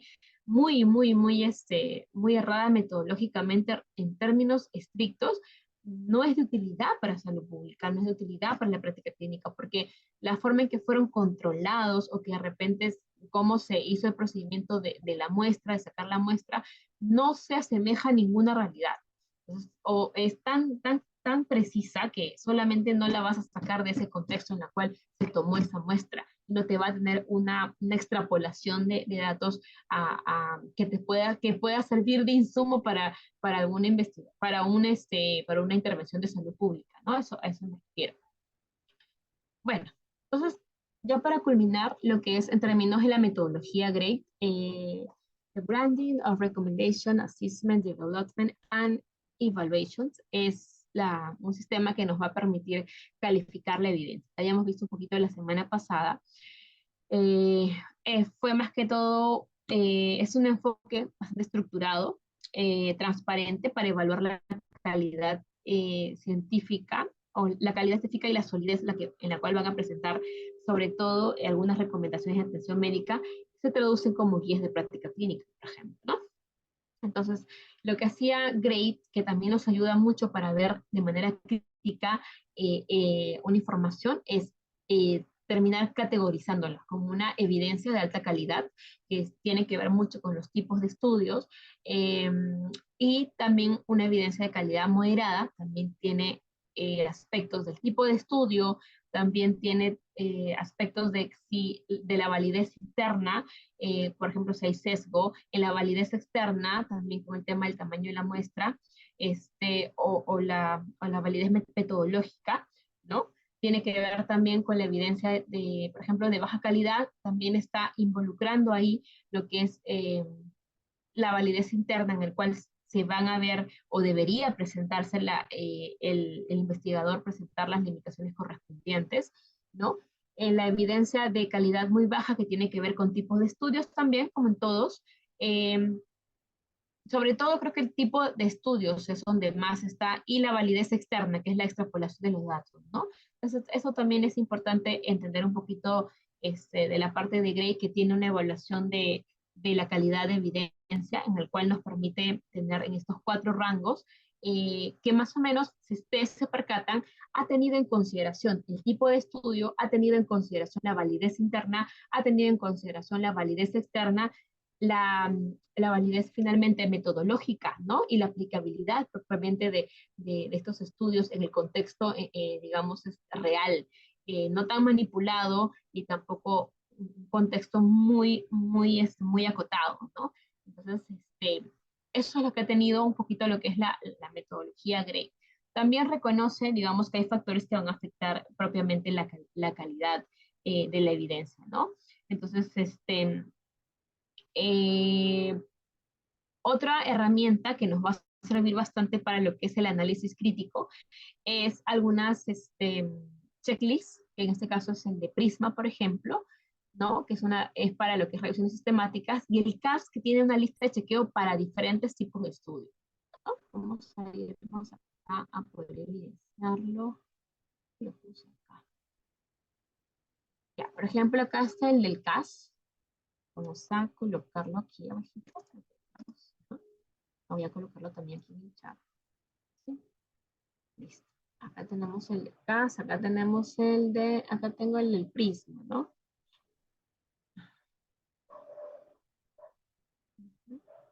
Entonces, es como una serie, digamos, de checklist, ¿no? Nos dice, a ver, dentro de una investigación, que en este caso Prisma plantea que es para revisiones sistemáticas. De repente yo, ¿no? Por ejemplo, acá, donde está nuestro que buscamos nosotros, está de PubMed, seguidora acá. De repente yo de estas 31 artículos científicos me bajo una revisión sistemática. Son todas estas, ¿no? Porque yo marqué acá que escogiera solo revisiones sistemáticas. Entonces, bajo una de estas. Y como yo sé que es una revisión sistemática realmente que cumple con criterios de calidad, que cumple, digamos, con ser digamos, de yo realizar un análisis crítico, bueno, entonces me voy a utilizar este checklist de Prisma, en el cual obviamente voy a identificar el título, voy a identificar el abstract, voy a identificar los objetivos y voy a indicar si la relación que está indicando en la, digamos, corresponde, ¿no? Entonces voy a ver los criterios de selección, voy a ver los recursos de la información, voy a ver la estrategia de búsqueda que ha hecho para la base de datos, ¿no? Las revisiones de datos buscan base de datos. Voy a ver cuáles han sido sus criterios de búsqueda en la base de datos. De repente han sido muy acotados y por ende, pues, esa revisión sistemática no está obedeciendo digamos, a describir una realidad real, sino una realidad demasiado pequeña, demasiado acotada y por ende obviamente no está representando, ¿no? Entonces, voy a ver los procesos de selección, los procesos de recolección de información, etcétera, ¿no? Entonces voy a ver, acá me da un checklist para yo poder obviamente ir viendo todos los aspectos, cómo valorar, ¿no? Incluso te da, ¿no? Cómo poder valorar, digamos, un estudio de revisiones sistemáticas. Por otro lado, tenemos a lo que es estos checklists de CAS, en los cuales depende, ¿no? Te dais varios tipos. Por ejemplo, para un estudio de corte, acá hay un checklist, ¿no? Entonces, y acá en PDF lo descargo y voy a poder hacer también, ver críticamente ese estudio de corte. No solamente es un estudio de corte. El estudio de corte yo recuerdo que revisiones sistemáticas, metaanálisis, era lo que es ensayos clínicos y estudio de corte.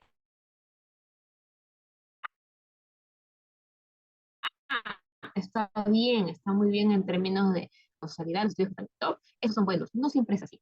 Para eso tengo que, justamente, este tipo de herramientas me ayudan a poder ver si realmente este estudio, a pesar que es un estudio de ensayo clínico, puede tener sesgos, sí. Puede tener grandes problemas en la validez interna, sí. Puede tener grandes problemas en la validez externa, sí. Entonces, eso hay que entender, que no siempre porque son estudios entre comillas, con alto nivel en acercarse a la causalidad, en poder identificar la causalidad. No quiere decir que sean perfectos.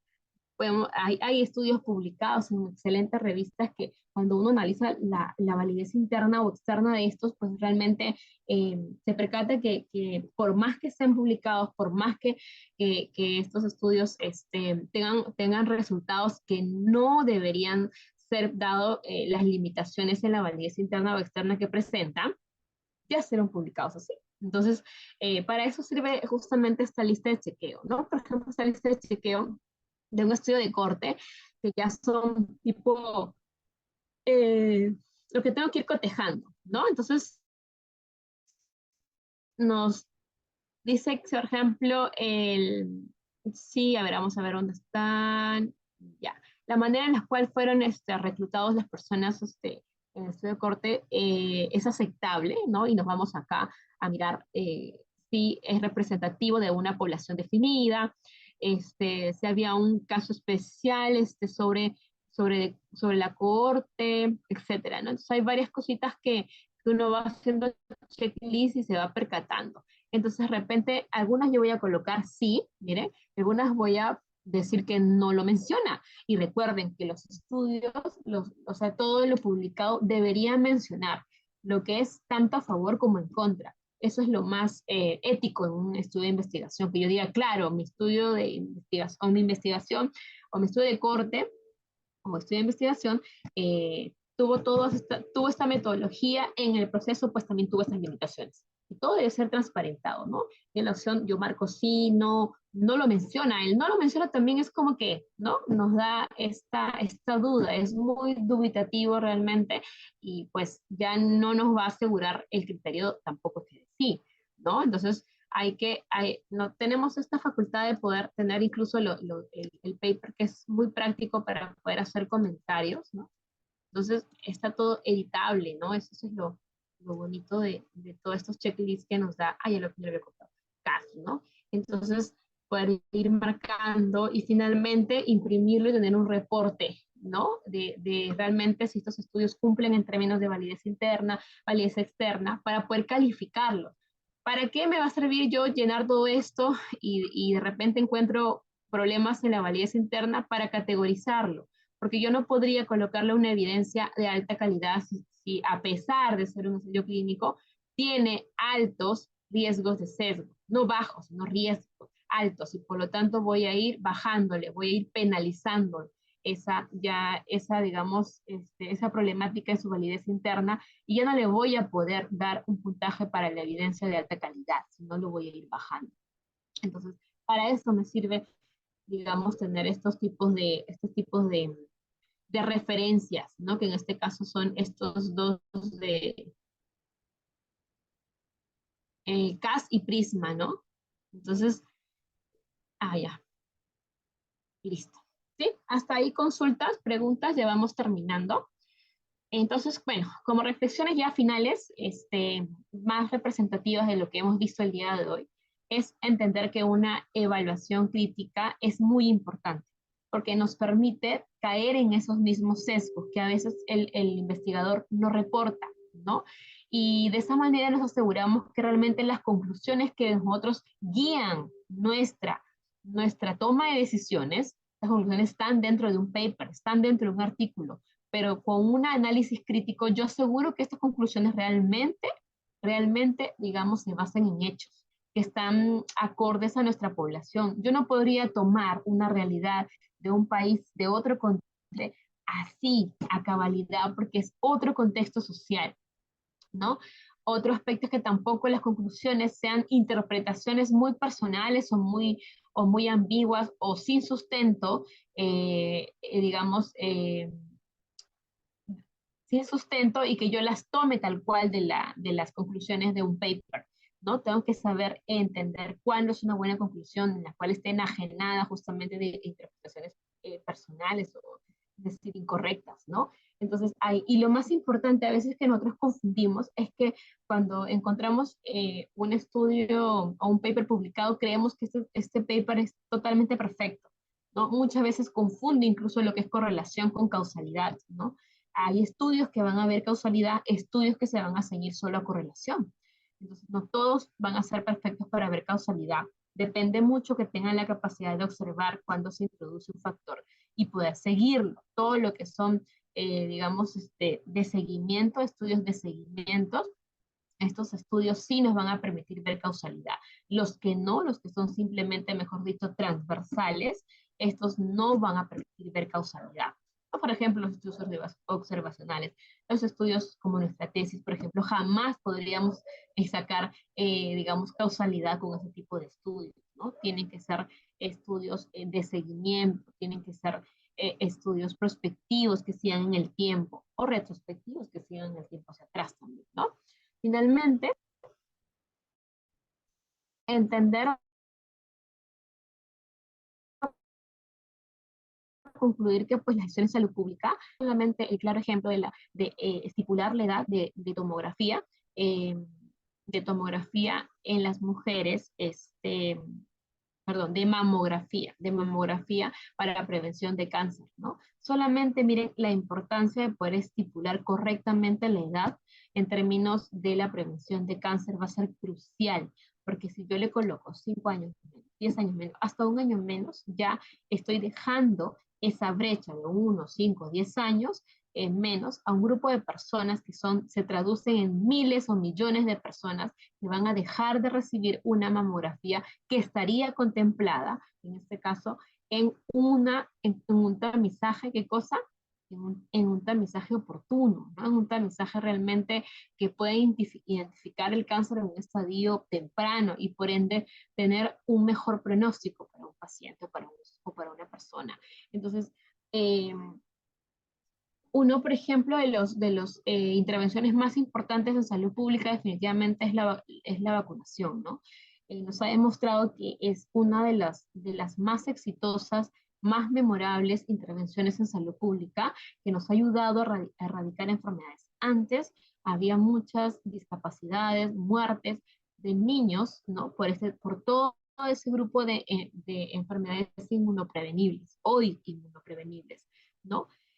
Otro aspecto también, por ejemplo, una intervención en salud pública más que todo masiva es la regulación del tabaco, ¿no? El hecho de, por ejemplo, en otros países que ha funcionado mucho, colocarle un impuesto mayor al tabaco que se traduce en mayor costo al tabaco u otros estupefacientes, por ejemplo, ha hecho obviamente que finalmente haya una regulación, ¿no?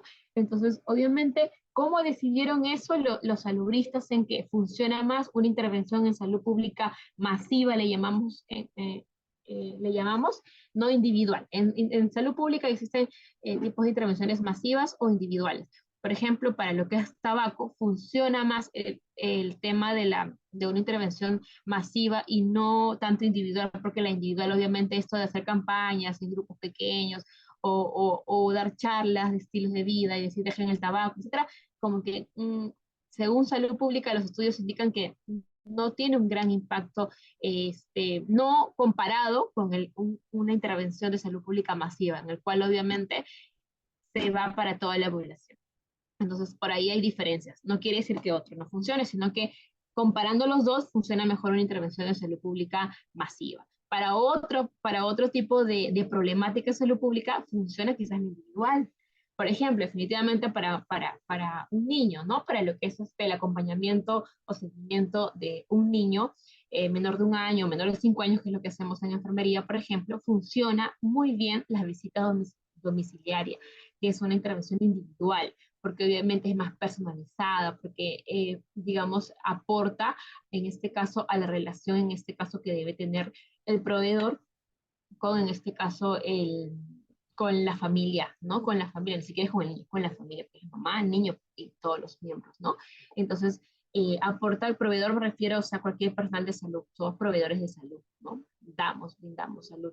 Entonces, por ahí, por ejemplo, funciona mucho más una intervención individual, una masiva, no sé, podríamos decir, muchas otras cosas que sean de manera global y como que no es tan personalizado, no fomenta la relación personal de salud paciente y por lo tanto no tiene un mayor impacto. Comparando las dos, para el niño, por ejemplo, termina siendo muy importante una intervención individual que fomente la relación, en este caso personal de salud, familia, que fomente, en este caso, este lazo entre la comunidad y el proveedor de servicios de salud, por ejemplo, ¿no?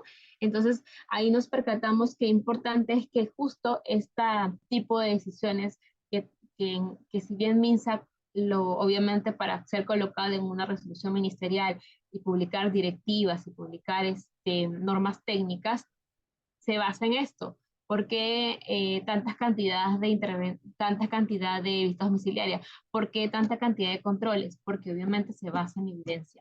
Ha tenido que pasar por una serie de revisiones para poder entender cuántas visitas domiciliarias es como mínimo, igual la gestante, igual el niño. Entonces, a eso tenemos que nosotros esperar, ir avanzando de la mano como la ciencia también va avanzando. Porque recuerden que las normas técnicas se publican, pero no cada año se renuevan.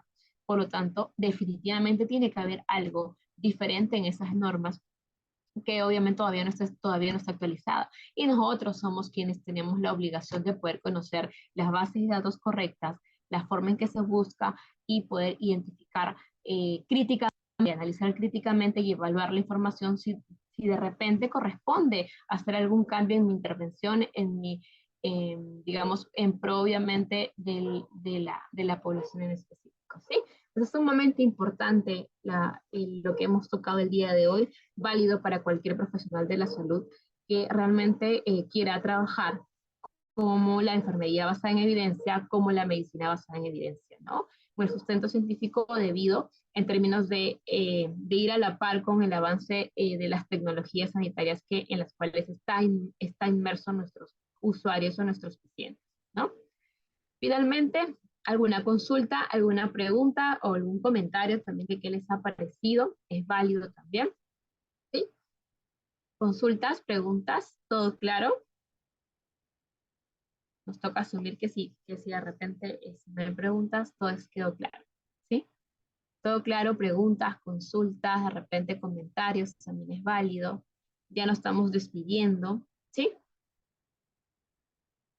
Todo claro entonces. Bueno, entonces creo que estamos culminando justo a tiempo. Vamos a ver esto. Ahora sí. Muy bien, entonces no hay consultas, preguntas. estaríamos culminando. Espero que esta segunda sesión haya sido eh, de utilidad, que puedan llevarse esa idea de que todo lo que han aprendido el día de hoy tiene una aplicabilidad independientemente en el ámbito en el cual nos desempeñemos, incluso independientemente de nuestra profesión. Todos los profesionales de la salud estamos medianamente obligados a basar nuestras intervenciones en salud en evidencia. Y para ello tenemos que saber buscar la información, analizarla críticamente y poder implementarla o poder aportar hacia digamos, este contexto de avance en salud pública. La única forma es realmente poder tener todas estas herramientas, todos estos conocimientos que siempre son importantes para sustentar nuestro quehacer como profesionales de la salud, ¿sí? Ya descubrimos muchas de las cosas, de dónde salen todos estos lineamientos del ministerio, dónde salen los lineamientos de los hospitales en términos de la guía de práctica clínica, por ejemplo. Hemos descubierto que hay lineamientos, ¿no?, que van a ir acomodando, sustentando a las diferentes tecnologías sanitarias y que definitivamente es necesario que las conozcamos. Es necesario independientemente en el ámbito en el cual nos desempeñemos, ¿sí? Bueno, con eso culmino. Eh, que tengan muy buenas noches, ¿sí? Y espero que haya sido todo de contribución a su formación profesional. Gracias.